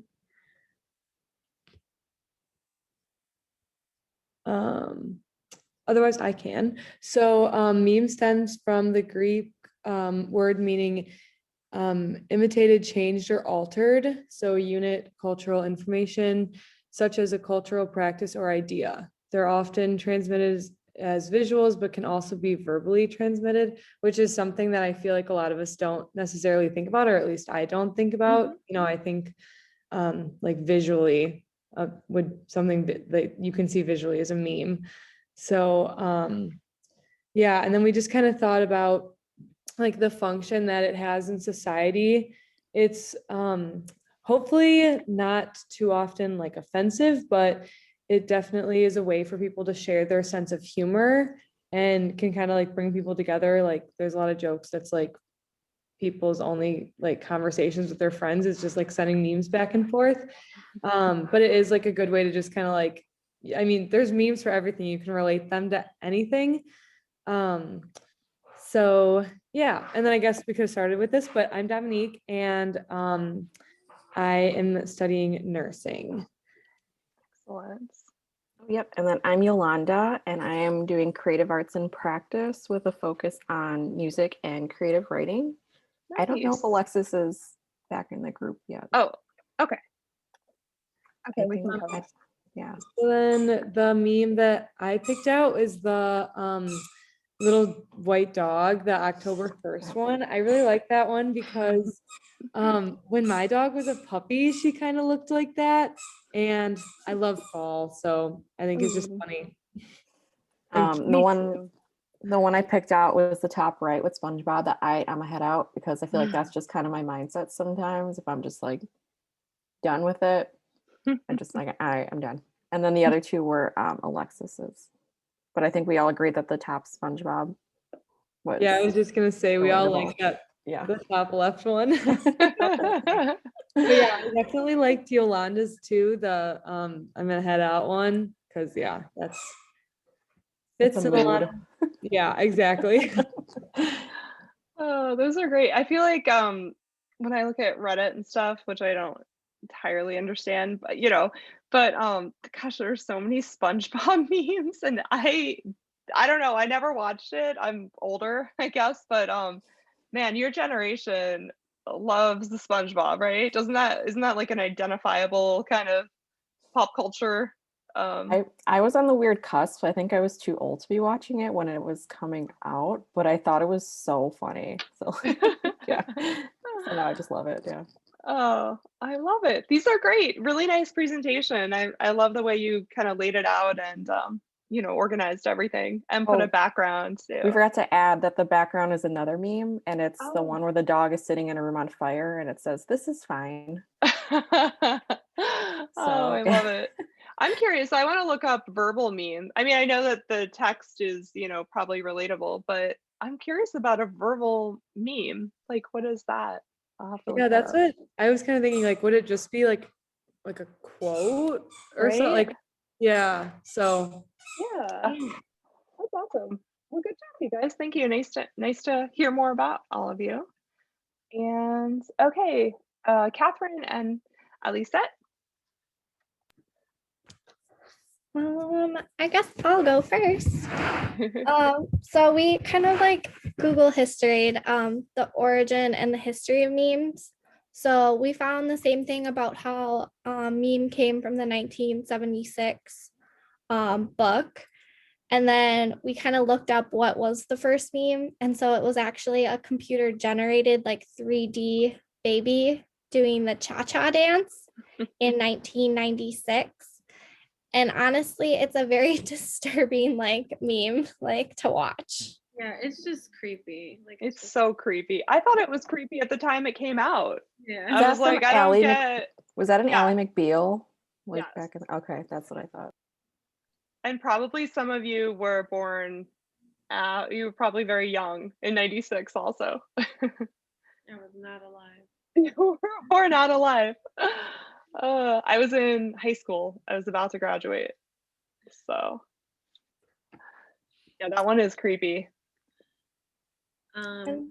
So then for societal functions of meme, in your opinion, we put a form of communication intended to ensure humor, and then like also through like cultural aspects too and stuff like that. And then if you haven't like heard, my name's Ali Stat. I'm a social work major.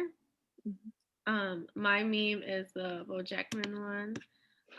Because I have no self-control and I hate myself. I send that to my mom quite often on why like I'm broke or I'm like struggling in school or stuff like that. And then we also wanted to share our Bernie, like our favorite Bernie memes too. So mine is the Beetlejuice one. Yes, I love it. I haven't seen that one. That's so fantastic. Yeah, I recently just saw that one. I was like, yep, this is the one. I was like, that's the one I love. Oh, so great. And then my name's Catherine. I'm a nursing major. So I chose like one just that I kind of feel like that's just me every day. So like it's me asking like my best friend and I, we arrange our schedules so we have basically every like nursing class together and clinical. And so like a lot of the time she'll come pick me up, like because she lives further, she'll come pick me up on the way to the hospital if we have clinical, or like I'll do the same to her. And like I'll usually text her when I wake up, like, because for some reason she wakes up and she just looks like gorgeous. And I'm like, I don't look like that. Like my hair is like a rat's nest. It's like major bedhead. And so I'll just text her and I'll be like, so am I supposed to look good today or not? And like this just kind of like describes like every day for me. I love it. I love it. I love that you have a friend to kind of to carpool with and stuff. That's really cool. That helps a lot, especially when it's a, tough major. Yeah. And then this meme of the Bernie Sanders was actually shared on my hospital floors Facebook group by one of my coworkers. And so I just find it funny because I've had so many patients lately that like are severe like dementia patients or just altered mental status in general. And so it says when it's midnight and your dementia patient insists his parents are coming to pick him up. So like they'll literally sit on the side of the bed and be like, I'm going home now. Aww. And it's actually kind of funny because like I've had some patients try to like escape down the stairs to leave. And like sometimes they'll try to like go down the elevators and stuff. And it'll be like in the middle of the night. I remember one guy, I think, actually made it down the stairs quite far and someone had to run after him. Oh my gosh. And they're adults too. So I don't know how you navigate getting a person that's larger than you back to their room, right? It's very difficult. And most of the time, like you have to call security because they'll insist that you're trying to kidnap them or maybe like steal stuff from them. And they'll be like, call the police. I've actually had quite a few patients actually dial 911 from the hospital phones. And like it'll redirect them right to the like operator because like there's no point in calling like 911. Right. We'll just call security to come and calm them down. But yeah, I feel like it's just funny because like you see a lot of discharge patients look like Bernie, how he is there. They'll have their mask on, like they'll have their coat just waiting for like transport to come pick them up. So that one's like very, very real. It's very real. Like I've seen that so many times. Oh my gosh. Well, that's a good one then. I bet there are a lot of times in your day where you're like, I can't believe this is my life right now. Like this is what I'm doing, right? Yes, completely. So funny. That's great. Well, you guys shared a lot. Thank you. It's really good. Oh, this one. They're all so different. I love you guys. So America and Myra.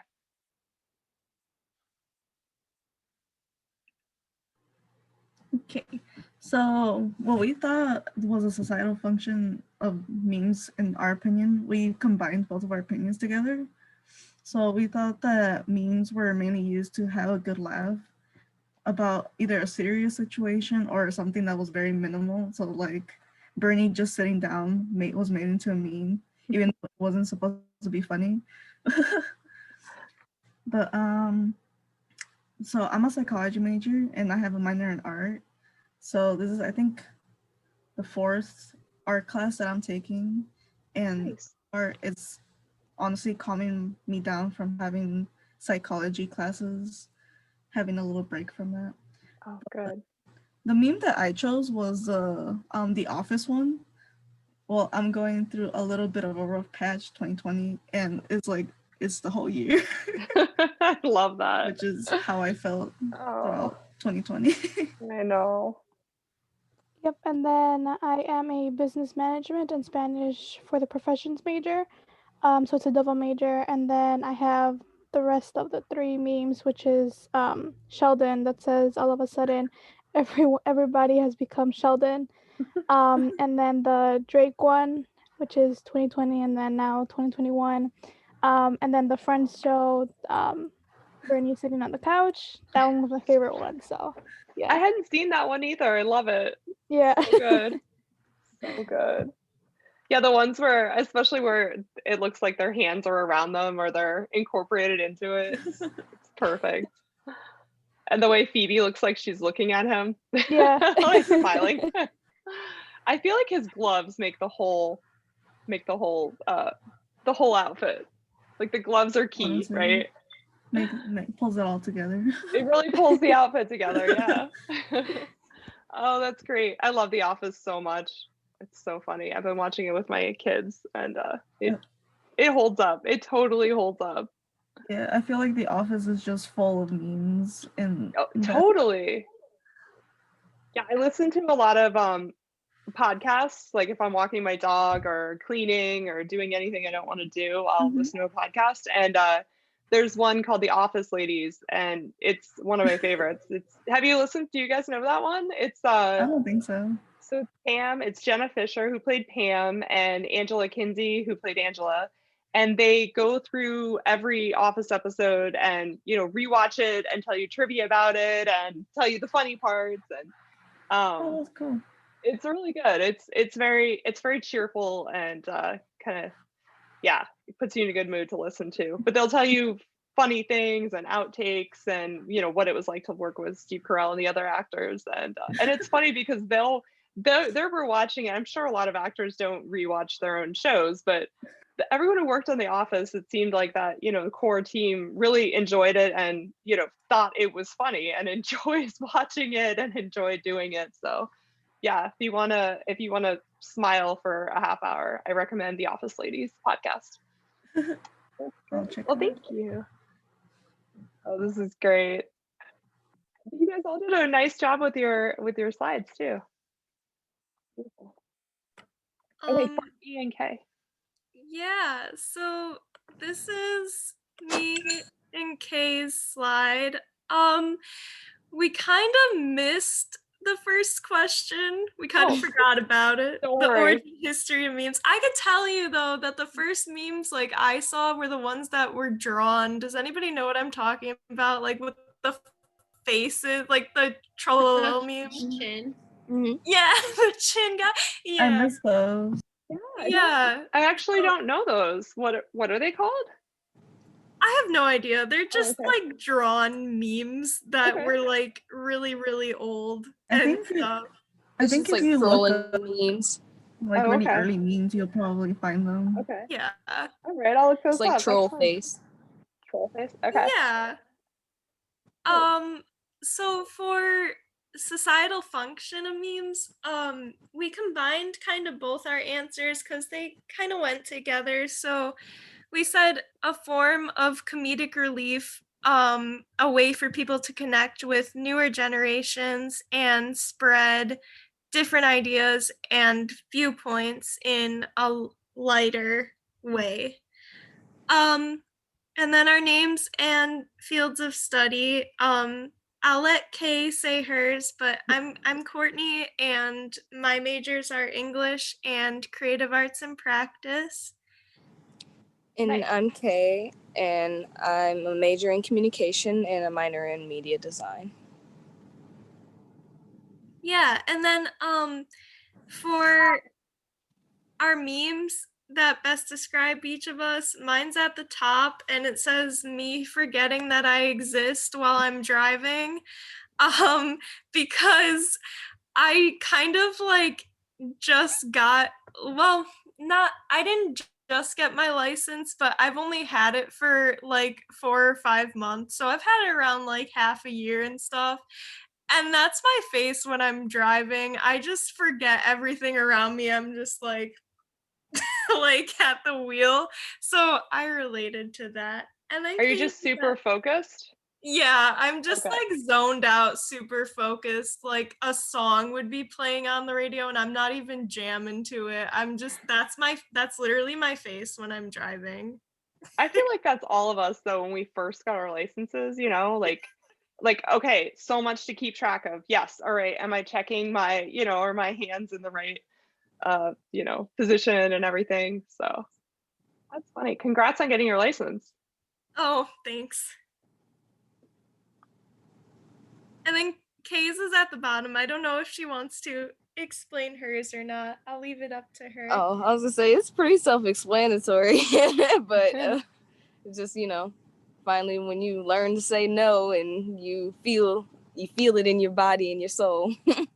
I love it. I love it. Oh, that's great. And your vortex of Bernie is great too. Well, thank you. Marquita and Elizabeth. Oh, your memes are great. I don't know if Marquita wants to explain anything, but our origin history, I don't know where she found this, or she said that memes started in 1976. The term was used to measure how ideas spread. And then for societal function of memes, in your opinion, memes help with societal awareness and to provoke thought. Memes are often conversation starters. And to add into that, like they also like conversation starters by like using comedy to like talk about topics that sometimes can be like divisive or yeah. And then my meme, I'm Elizabeth, I'm a social work major, and my meme is the bottom one of Selena when it says when you see me at first and then as soon as you talk to me.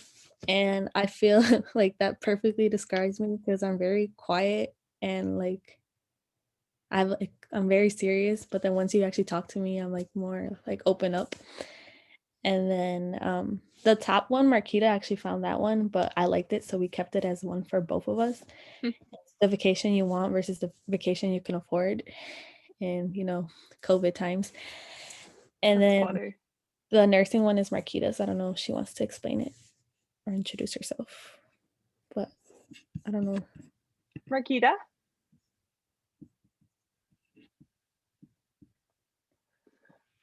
Okay. Well, Hey, I'm sorry. It's okay. I was trying to put unmute and then I couldn't figure it out. So anyway. No, I'm sorry. I think give me Marquita. Uh-oh. Okay, everyone else is still here. Yeah, I think she muted herself again. Okay, I'm gonna ask her to unmute. MJ, come back to us. Marquita. Marquita, I want to hear you. Okay, I figured it out. Okay. I know. You'll be an expert by the end of the semester. Don't even worry. All right, because I keep pressing and then pressing too many times. And okay. So anyway, I picked the nursing. Who says nursing is stressful? I'm 39 and I feel great. And I'm like, it's hilarious because she's obviously a little lady probably driving a Buick, and that's my favorite car. Do you have a Buick? No, but Buicks are my favorite. Every time I see one, and it's always an older lady or older man driving, and I always want that car. I love it with like the tan interior. Great. Good crushed velvet and oh yeah. And it's all armor on the inside, so it's shining. Yes, and it's like exactly. Faux leather everywhere. Everything matches. I swear that stress has aged me so much, but I still find it hilarious. Oh, well, try not to be stressed. Everyone, hopefully, and maybe we can help each other, like try to find ways to de-stress or, get through the semester in the healthiest way possible. But yeah, oh, that's great. Well, thank you. Okay, and then I had, I forget, let's see. One of my groups didn't have access, or they didn't do a slide, but they were going to talk and introduce themselves. Shannon and I, that was us. That's okay. Okay, so well, we didn't do the first one for the origin and history of memes. And I can just start off with the second one, and then maybe Shannon can add if she wants. So I think the societal function of memes is that it's just like an outlet for us to like push things like aside that we have as responsibilities and to be able to come together and laugh about things. Like for instance, just had the Bernie memes going around and things like that. So beside everything else going around in the world, we were able to, laugh at something like that. Yeah. Yeah, I would agree with that. And also that I think memes are relatable. Like you'll see a meme and you're like, oh, I totally relate to that. So for a lot of people, when they're looking at memes, like there's a lot of them out there, but they're relatable to like everyone basically. Like there's a meme out there for you that you relate to. So I would just add on to that. But do you guys want to talk about what you're studying? And yeah, so I'm Shannon and I am studying to be in my major is early education and I want to be a preschool kindergarten teacher. A meme that I really liked was like two of them that I saw on some of the slides. I liked the Bernie Sanders with Beetlejuice, and then I also liked the Friends one just because I absolutely love the show Friends. Like I watch it all the time. I literally go back and watch episodes. It doesn't even have to be in order. I'll just watch an episode just to watch it. So, but yeah. And I'm Amari, and my major is psychology, and my minor is women and gender studies. And I actually made like a little Google Doc of two of the memes that I like. Oh yeah, I can share my screen. Yeah, it's just two of them. Yeah, that's okay. Let me try to navigate this stuff. Can you share your screen now, or do I have to give you permit? I have to give permission, right? Let's see. Stop yes. share. Okay. I'm just trying to figure out how and okay. See if that works. Okay, let's see. Okay, there we go. Okay, so while we have the Bernie memes going around, can you guys see the screen? Yeah. So every year the Soul Train Awards comes on, and I just found this funny because I guess they just have Bernie going down the Soul Train line, and then you see the leg is up. That's kind of funny. So great. I love it. I have one more. Okay, so no offense to school and things like that, but this was funny to me. I saw this on Facebook, and I don't know. I think other students can relate, college or not college. And you're just ready after a long Zoom class. You're like, hurry up, let me end this. So I think this was pretty funny and relatable. So yeah. I'll watch my kids on their virtual classes, and the teacher will be mid-sentence, like, "Okay, you can look," and then they're already out of it. I'm like, "You could say goodbye. You could show your face. They like you," and they'd be like, "What? They said we could leave." I'm like, "You didn't even let her say leave." It's like the equivalent of the backpack zip, you know, like you want to remind your teacher that class is almost over, so you start slowly zipping your backpack. I tried not to be that kid, but if someone else did it, I'd be like, all right, well now we can all zip our backpacks. So, well, this is great. Thank you. I really liked getting to know you guys. I know, you know, it's more talking and less art history today, but I really feel like doing this kind of thing is really important because I want you to feel comfortable sharing. And yeah, I really liked getting to know you all.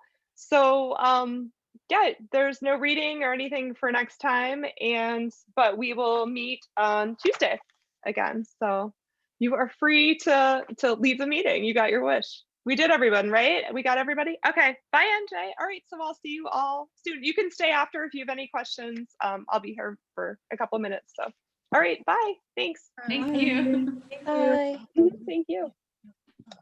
Okay, so what I noticed, yeah, I looked back on the Moodle page and I saw that it was cleaned up a lot. Yeah. It was cleaned up a lot, so I didn't see like a syllabus or anything. Yeah. Oh, I need to put that on there. Yeah, I mean, I didn't know if I needed to look at it or if it's going by. I'll put it on there, but really the summary of the syllabus, besides the 4-page of mandatory Alverno wording that we have to add to 17 pages of everything. Yeah, when I was in college, the syllabus was 1 page. It was like, here's the expectations of class, basically come and work hard. And then like these, you know, where I went to college, you got graded. So it was like, these are the percentages of your grades. And then it'd be like some of the assignments or the proposed assignments and the schedule. And that was it. But the Alverno syllabi are so long. I will post it. It'll have like the outcomes and validations for the class. I also put those on Moodle in one of the folders. And what else is on there? Just, you know, try to come as much as you can. If you can't, email me, let me know. You know, work hard, try to come to most of the classes. I mean, I don't know if you guys ever saw Dangerous Minds, but I always think of it as like, you all have an A, like you're all passing. You just have to, you know, keep it that way, which is just coming and talking and, you know, doing your work. So and I can do that. Yeah, definitely. I mean, I see this class as, you know, it's not nursing. It's not going to save anyone's life. Although I hope that it gets you to notice like the details more and analyze, you know, like the world around you, which translates to kind of any job, including nursing, you know, because you've got to look at symptoms and see what the, you know, the unspoken messages are. But I hope that, you know, if you come away from if you come away with it with anything else besides that, it's maybe like loving a new artist or loving a piece of art or feeling comfortable, like, you know, approaching or looking at a piece of art and trying to understand it. And also, you know, having like a tight-knit community of people that you look forward to seeing every week. So those are my goals. And yeah, I think it's going to be a great semester. So. Oh, I love that. That's kind of like what I was hoping for this class. So that'll be okay. Good. Yeah. Good. Yeah. No, there's no reason to give you like unnecessary work. So I will just give you work that you know, applies to you preparing for conversation in the next class. And I don't have that yet. So yeah, we'll look at the Beyonce homecoming video next week and like visually analyze it and stuff. So yeah. Cool. All right. Well, nice meeting you all, and I'll still hang around if anyone else has questions. But otherwise, are we looking at the video during? Are we looking at the video during class? Yeah. Oh, okay, cool. I'm gonna break it down. I have it marked like which sections I want to show you, like whether, you know, it's a 5-minute section or like a 2-minute section. Have you watched it, Marquita? No, I have not. I'm not. Good. I like her music, but I haven't. Yeah. I watch her videos. I don't follow her, you know. I don't actually follow her that much. And I don't, I mean, I only saw the Louvre video because I was, you know, like trying to figure out what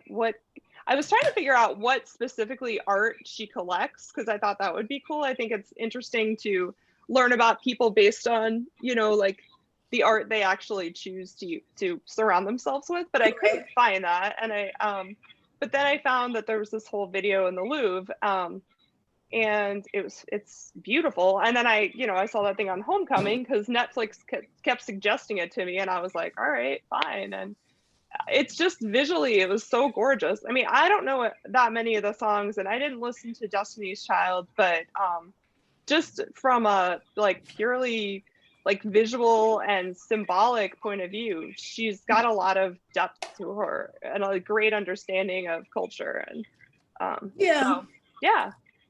Yeah, and I was like, oh my God. When I saw everything you had posted about her, I was like, she's got a lot going on here. And like there's a lot of depth to her. And I'm like, as far as art, I just know what catches my eye. I haven't tried to interpret it. Yeah. Oh, it's so fun to interpret it. I love it. So I thought, I mean, we'll do art too. We'll do contemporary art, but I thought, using kind of showing you all like the method, my methodology of breaking down symbols and the images, it would be good to start with something like, like a series of videos or something from Netflix.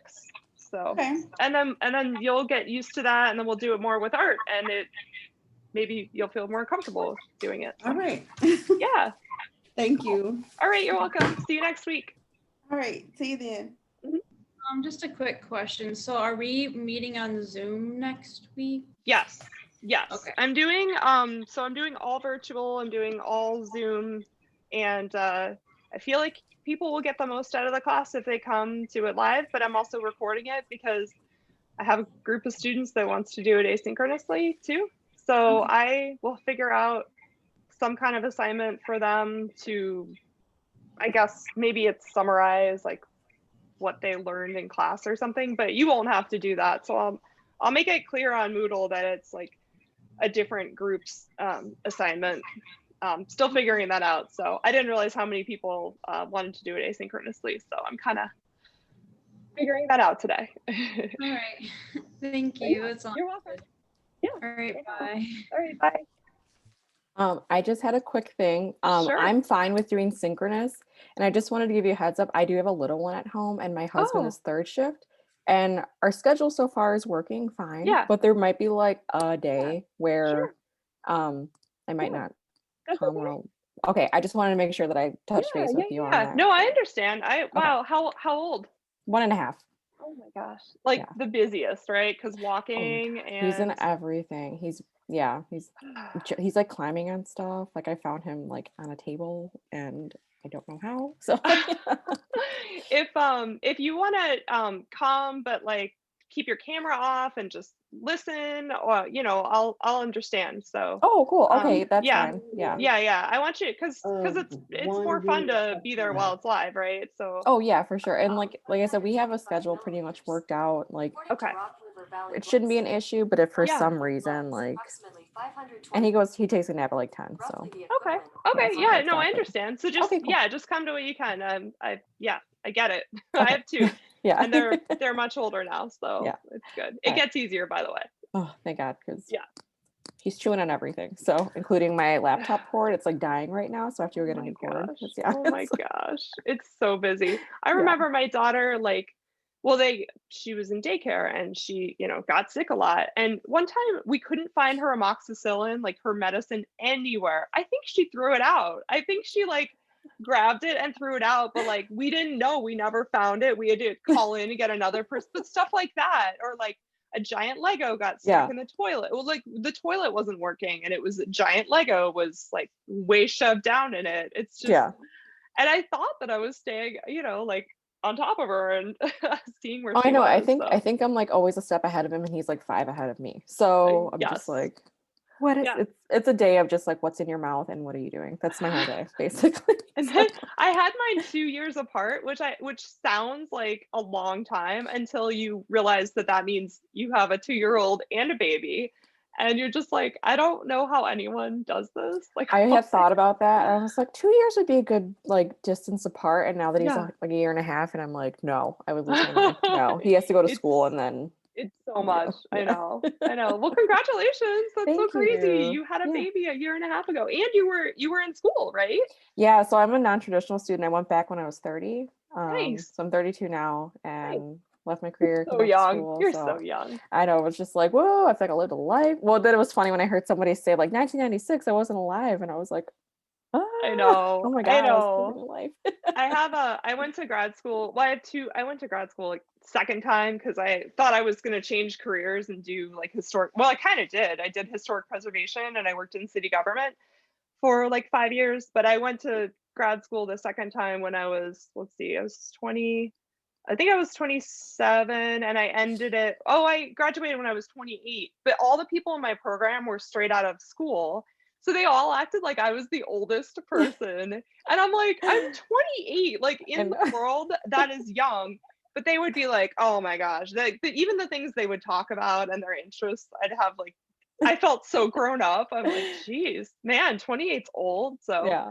well, I've had students who have been, I'm 41, but I've had students who are older than me. I had like a woman in her 60s and we showed up for a field trip and like they think she's the professor and she's like, no, that's my professor. So that's really funny when that happens. So Yeah, gosh, you're it's so true. young though. You're so young. I hope you know how young you are. That is you know? refreshing to hear because I've been on TikTok and they just keep telling me I'm old. So I'm just like, oh, not like me, but like watching videos and I'm like, oh my Yeah. God. Like now it's Yeah. not cool to have skinny jeans and a side part. What is going? I don't know anymore. So. I do both of those things. Yes, I was like, oh, and that's just my identity. That's fine. That's okay. So yeah. My daughter was listening to something. She's 13 and she was it was like a commercial that was between shows she was watching on Hulu and it was like paying off my student loan. I don't want to be paying off my student loans until I'm 41. And she was like, Mom, it was so weird. They acted like that was really old. And I'm like, gosh, my husband's the same age as me. And when, people make fun of, people talk about 40s now, we're like, oh my gosh, they're basically dead. Like, how are they still alive? Like, no one tells you in your 30s that like, well, no one tells you in your 20s that all of a sudden they're going to call you old in your 30s. And then no one, ready for that. yeah, I wasn't either. I'm like, you were just 20s. Like, yeah, you're not that different. So my husband's like, he's 7 years old. He's 38 now. So I remember when I was younger and I was just like so old. And now I'm like, oh my God, I'm so sorry. That was so mean. So mean. I know. Yeah. I know. Yeah. 40 kind of, well, I don't know. 40 didn't bother. Age doesn't really bother me, but I have friends that are, like 10 years older than me, 12 years, especially, other moms who had kids, when they were older. So our kids are the same age. So I went to my friend's 50th birthday party, like before COVID, I think. Yeah, before COVID. But it was just funny. I was like, wow.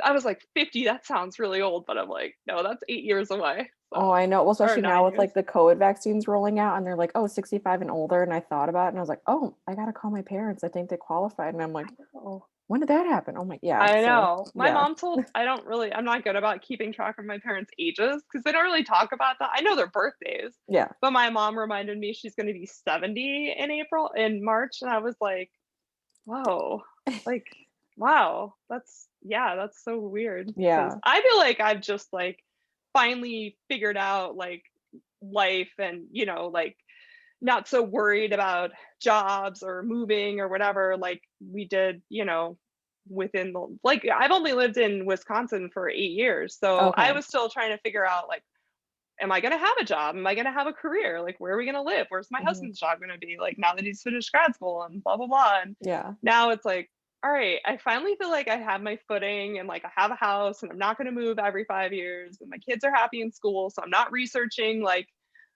the, schools and everything. And it's nice. Yeah. But now I'm like 8 years from 50 so it's okay. It's all good. I love Alverno though. You picked a good place. So no, I feel I was really weary at first coming into school because I thought I was gonna be like the old student and like there's a meme where like there's the grandma in class like asking questions and I was like, oh, it's me because like I don't care this time. I'm gonna ask everything and it's not like, so it's really nice that Alberto's unusual. I think there's a lot of non-traditional students though. Mm-hmm. I'm always surprised at how many. I had one semester I had 2 students that had babies during the class. during the semester. Yeah, it was before COVID, so like 2 years ago. And then yeah, I have students all the time who have kids, and Mhm. so yeah, I get it. I can't even imagine doing college. I haven't Yeah. done college with kids. I did it but anyway, yeah, so I applaud Yeah, you. It's yeah, thank good. you. Yeah, Yeah. yeah.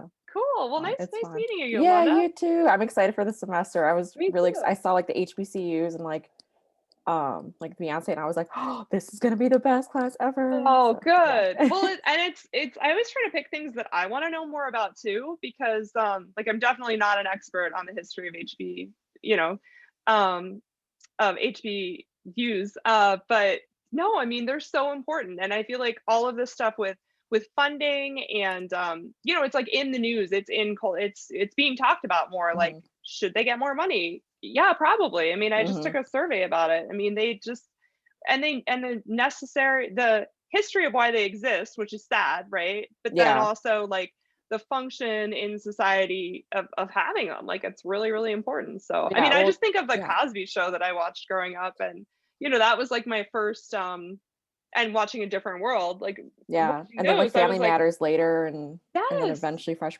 Prince and all that. Yeah. Oh So yes, Fresh Prince was yeah. good. I know. So yeah, I mean, it's like it's always been there a little bit, but I feel like society is starting to talk about it more. Yeah. And step dancing is so fascinating. Yes. I could watch it. I mean, I keep trying to find like my favorite video, but I love watching that. There's so many, and I like not grew up. Well, I went to Milwaukee Public School. I'm born and raised in Milwaukee, so I was always in like predominantly like African American schools, and our schools had step teams, so I was always around it like since kindergarten. So I've always loved watching it, but never understand how I don't understand how, like, because it just looks so like it takes so much talent. How is it that you join a group for other reasons? How do you then get this talent? I mean, how do you it must be the practice, right? Like it just Yeah. must be an immense Well, like, amount and of the practice. energy and like you know, the pride, I'm sure, and Yes. like yeah, there's like so much behind it. It's always cool to I love watching this. I remember in college there was like a variety show or something, and I had never heard of step dancing or seen it before. But the you know, like the fraternities and sororities would be like goofy, whatever. Mhm. And then the step group came out, and I was just like, okay, they make us all look so dumb. Like, you know, this is like this huge cultural, like important, like you said, pride filling thing that's very choreographed and demonstrates like a huge commitment of practice.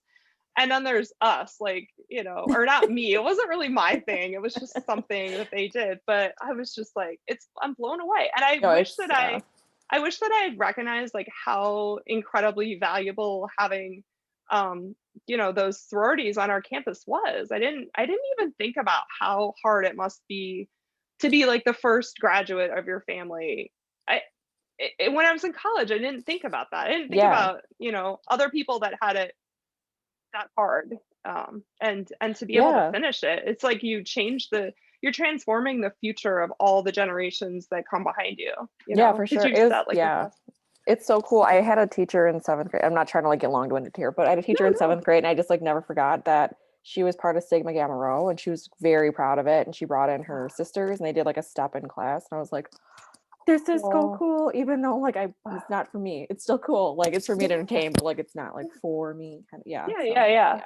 Oh, I know. It's really impressive. It just makes you realize that like we could all contribute to society, you know, like even better than or I feel like I should. And so my contribution will be making sure I talk about it and make sure everyone appreciates this really cool, it's really cool awesome. culture. And even like you having like the Virgen de Guadalupe, like that's my middle name. So like when I saw her picture, I was like, oh, yeah. So I didn't know it was referenced. Beyonce referenced it, so I was like, well, I don't even know the if first she time as a class, specifically did, but just you know, I like see the reference in it Yeah. and visually, and you know, it was probably partially like her photographer that helped set up, you know, the scene. I mean, she definitely has help with the references, and I'm sure she loves art too. Mhm. But and I'm not like, I don't like the song, the ape shit song, the Mhm. one For the have you Louvre, seen yeah. it? Yeah. But I love the video. The video so is I'm like, great. yeah. Yeah. I don't know. Do you like that song? I want to like it. I like it. I don't think like as a music student, like I love Yeah. all music. It's not like my favorite song. I know. But I like it a lot. Yeah. But I think like you said, I like the video more. Yeah, I like the video more. And I like too that their big discussion too. I don't know if it's necessarily in the song or the video, but their whole thing is generational wealth and like being an African American family. That's not just like making money to have it. It's like to pass down, kind of like how white people have privilege to be able to do with their families. So I thought that was really interesting that they go to the Louvre and they're like showing out the art and stuff. So yeah. Oh, I'm glad you mentioned that because that is really important. Because it seems like that is something that was more thought about. I mean, just like in terms of all cultures, it was more of a like an older idea, like a Victorian idea or something. Because now people are, it seems like you're so focused on yourself and everything. I mean, I already think my kids are smarter than me. I think that is amazing. But they're just so good at math and science, and they've figured out what I took way longer to figure out, which I think is really cool. Like they're very aware of the world, and I feel like over and over again I'd embarrass myself, but because of not having enough experiences or just not knowing, and I just felt like I put my foot in my mouth a lot in my 20s, just from ignorance, you know, and non-exposure, and like my parents really kept me in a bubble, and I tell them everything and I show them the news and I'm like, okay, this is really disturbing, but like this happened. And you know, I think it's really important that they know like where they live, like who they are, and in reference to the rest of the world, and just know that like the world is a really big place and we're not better than anybody. It's just and you're really lucky that you were born in the US and that you're white and that you have two parents and that you know, don't worry about food and, you know, all of that. And I feel like perspective is a really important part of being teaching perspective is a really important part of being a parent. So yeah. And well, I don't know if you're located, if you live in like Milwaukee proper, like in the city, but Milwaukee itself is like one of the most segregated cities. Like it's not like a sundown town, but it's like, I know like I've grown up as a Hispanic family. We were fortunate to live in Bayview, but it's very clear of like the, you know, neighborhood lines. So I didn't know that was a thing until I was like older. So yeah. I know you think it's normal, right? I live in Greendale, but I've you know, spent a lot of time in Milwaukee, and I, you know, I'm familiar from reading and everything that, you know, everyone says it's like a checkerboard of and I've driven through it, and it's amazing the delineations too. I mean, you can see it right away. And like being like a public school kid, like we're bused everywhere, so I didn't know one way or another because we're all in the same building. So but then I realized I go home and my neighbors are not like school, so it's like, oh, this is so weird. Oh, that's cool. So you're from here, from here, born and raised. Nice. Born and raised, so we were again, I'm not trying to go on a tangent, but my grandparents are one of the first, they're one of the first Mexican families to settle in the city of Milwaukee, and they helped bring other migrants over to find field work and stuff.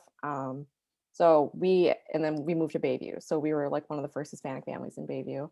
That's awesome. Yeah, it was really cool. I'm like super into genealogy and family history, and my like relaxing thing I do at night is go on to ancestry.com and try to I'm trying to go back. It's so fun. And the culture is so fascinating. And then learning from, I love finding the records, like the ship manifests that show when my family came over. That's so interesting. And then just, you know, seeing where they settled and you know, learning, that's so important. It must be so scary and so hard to be that first family or that first relative that settles in a new place. I can't even imagine. No, it's crazy. And this was in like the 30s. So, and my grandma was 14 and she got married and stuff. Yeah. And that's just my mom's side. My dad's side's from Ireland. So it's like a whole different mixture. Yeah. It's crazy. Yeah. Fascinating. Well, and you know, I mean, the Irish were definitely originally really had a hard time here and really you know, struggled and were made fun of, and it's, which is hard to imagine now because nobody really makes fun of the Irish anymore. It's like, I feel like they're like a non right, like people like, oh, whatever, you're from Europe, and you're basically white, so whatever.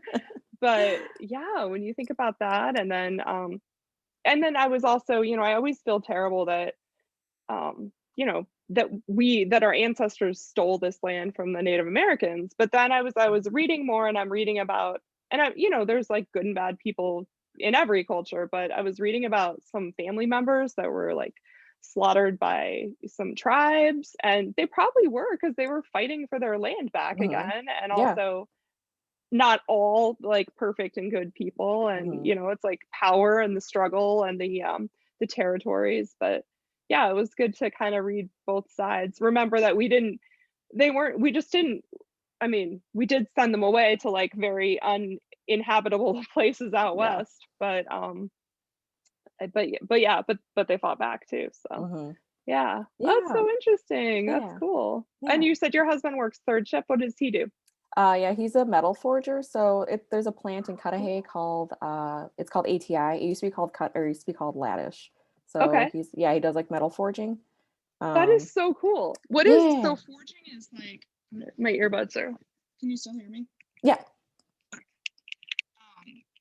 So forging is. Oh, no, I can't hear it. Oh, all right. Now. Oh yeah, much better. Oh no, not again. Can't hear again.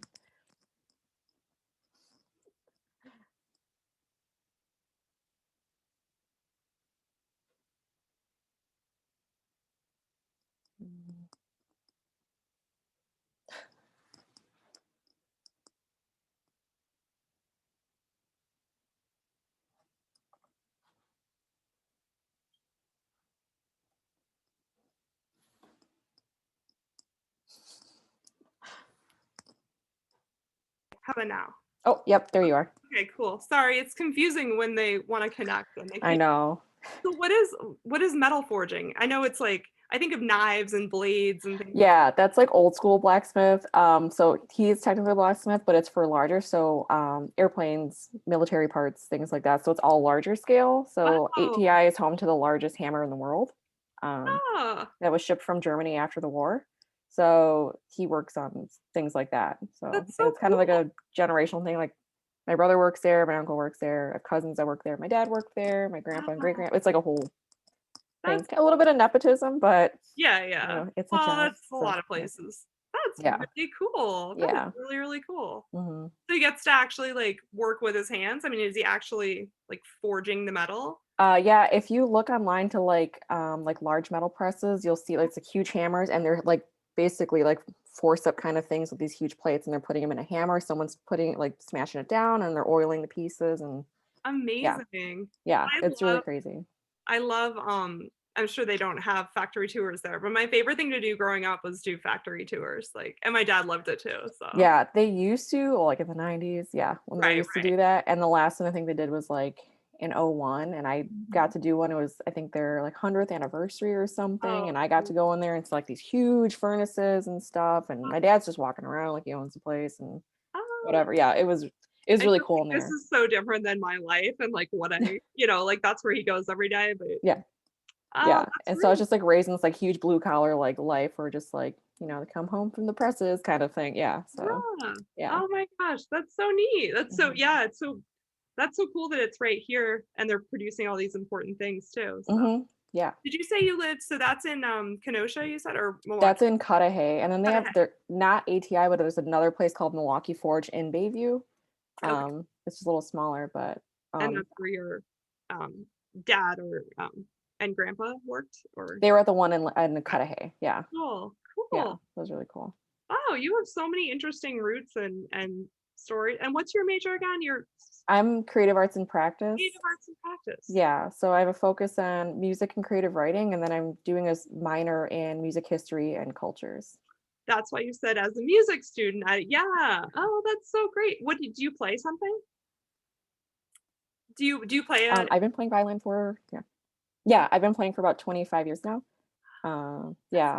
So I was actually at UW Milwaukee for about 3 years as a music student. Okay. And then ended up leaving, but I had the chance to play at like Carnegie Hall and like do all these different performances. I was in a hip hop group. Like I just been hanging, and I've never left Milwaukee, so that's why I had the opportunity to do all these things. But but it's still like I'm not by any means trying to like play it down. Like So I'm like, Yeah. oh, Carnegie. Yeah. But yeah, I've had a lot of great opportunities. Music, I'm not musical, but I love listening to it, and I respect musicians a lot. I mean, you guys are amazing. You have something I don't have. Both my kids play instruments, and I'm so glad, because I should have just learned it when I had the chance in school. You know, they make it so easy. They give you free lessons. Like, I know. learn an instrument. My son was apprehensive, and I was like, no, it's like all provided for you, and they teach you how to read music. You should just do it. Like, Yeah. it doesn't get any easier when you're older. So Yeah, that was basically the thing, is that my brother and I were kind of not forced, but just nicely just like, you got to do something. And my grandpa was a big musician in town. Like, he was part of like a Mexican band, like a trio mariachi kind of thing in the city. So, and he's usually up at like the posters on Fiesta Mexicana. He's all over there. So like, he was also kind of had a hand in that. Like, you have to play an instrument. So it's so great. Yeah. What your major is so interesting and different. What job are you aiming for? I'm You almost hoping sound like you could do to your own business. So I do like being business, but I was before this I was in catering, like yeah, so in events and stuff, which I liked, but I missed the arts a lot. So with this, I'm hoping to get into nonprofit fundraising for like arts organizations. So this last semester I was interning with Milwaukee Repertory Theater. Yeah, and their fundraising and development, and I really loved it.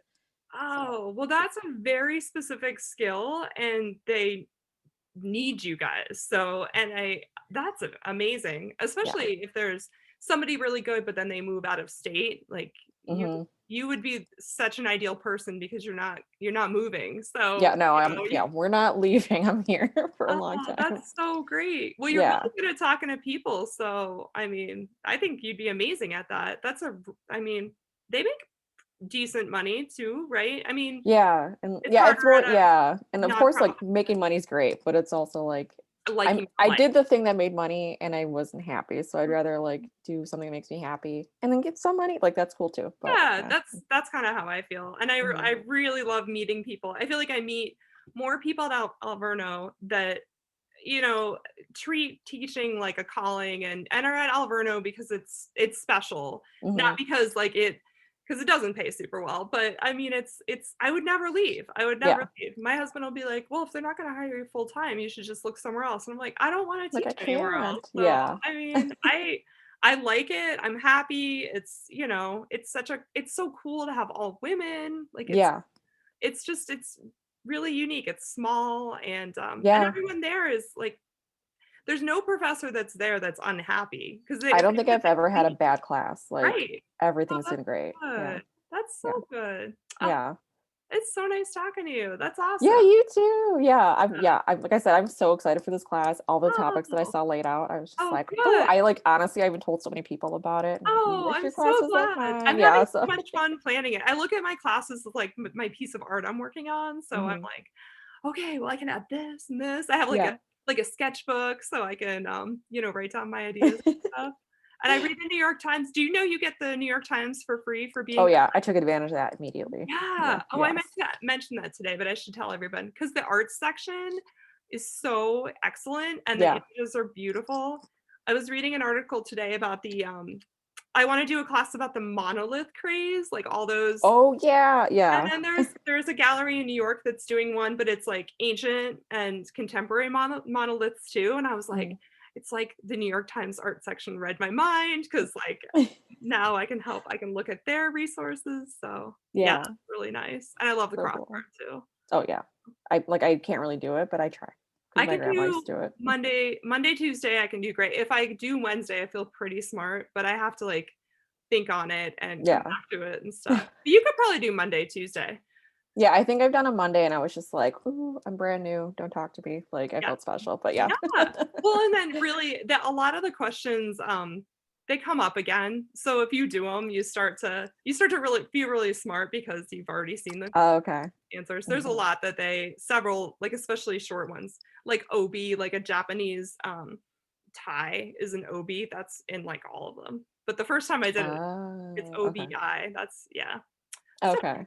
The sports ones I can't get, because I don't follow sports. So those, I'm like, if it's like Olympic winner from 80s, or sports team. I have no idea. So I asked somebody. Yeah, no, I'm gone. I don't know. Yeah. Oh, it's so nice talking to you. All right, so Yeah. see you Tuesday then. Yeah, for sure. Thank you so much. I Yeah, appreciate thank it. you, Yolanda. I'm really glad Yeah. you're taking this class. Yeah, thank you. Have a good week. Okay, you too.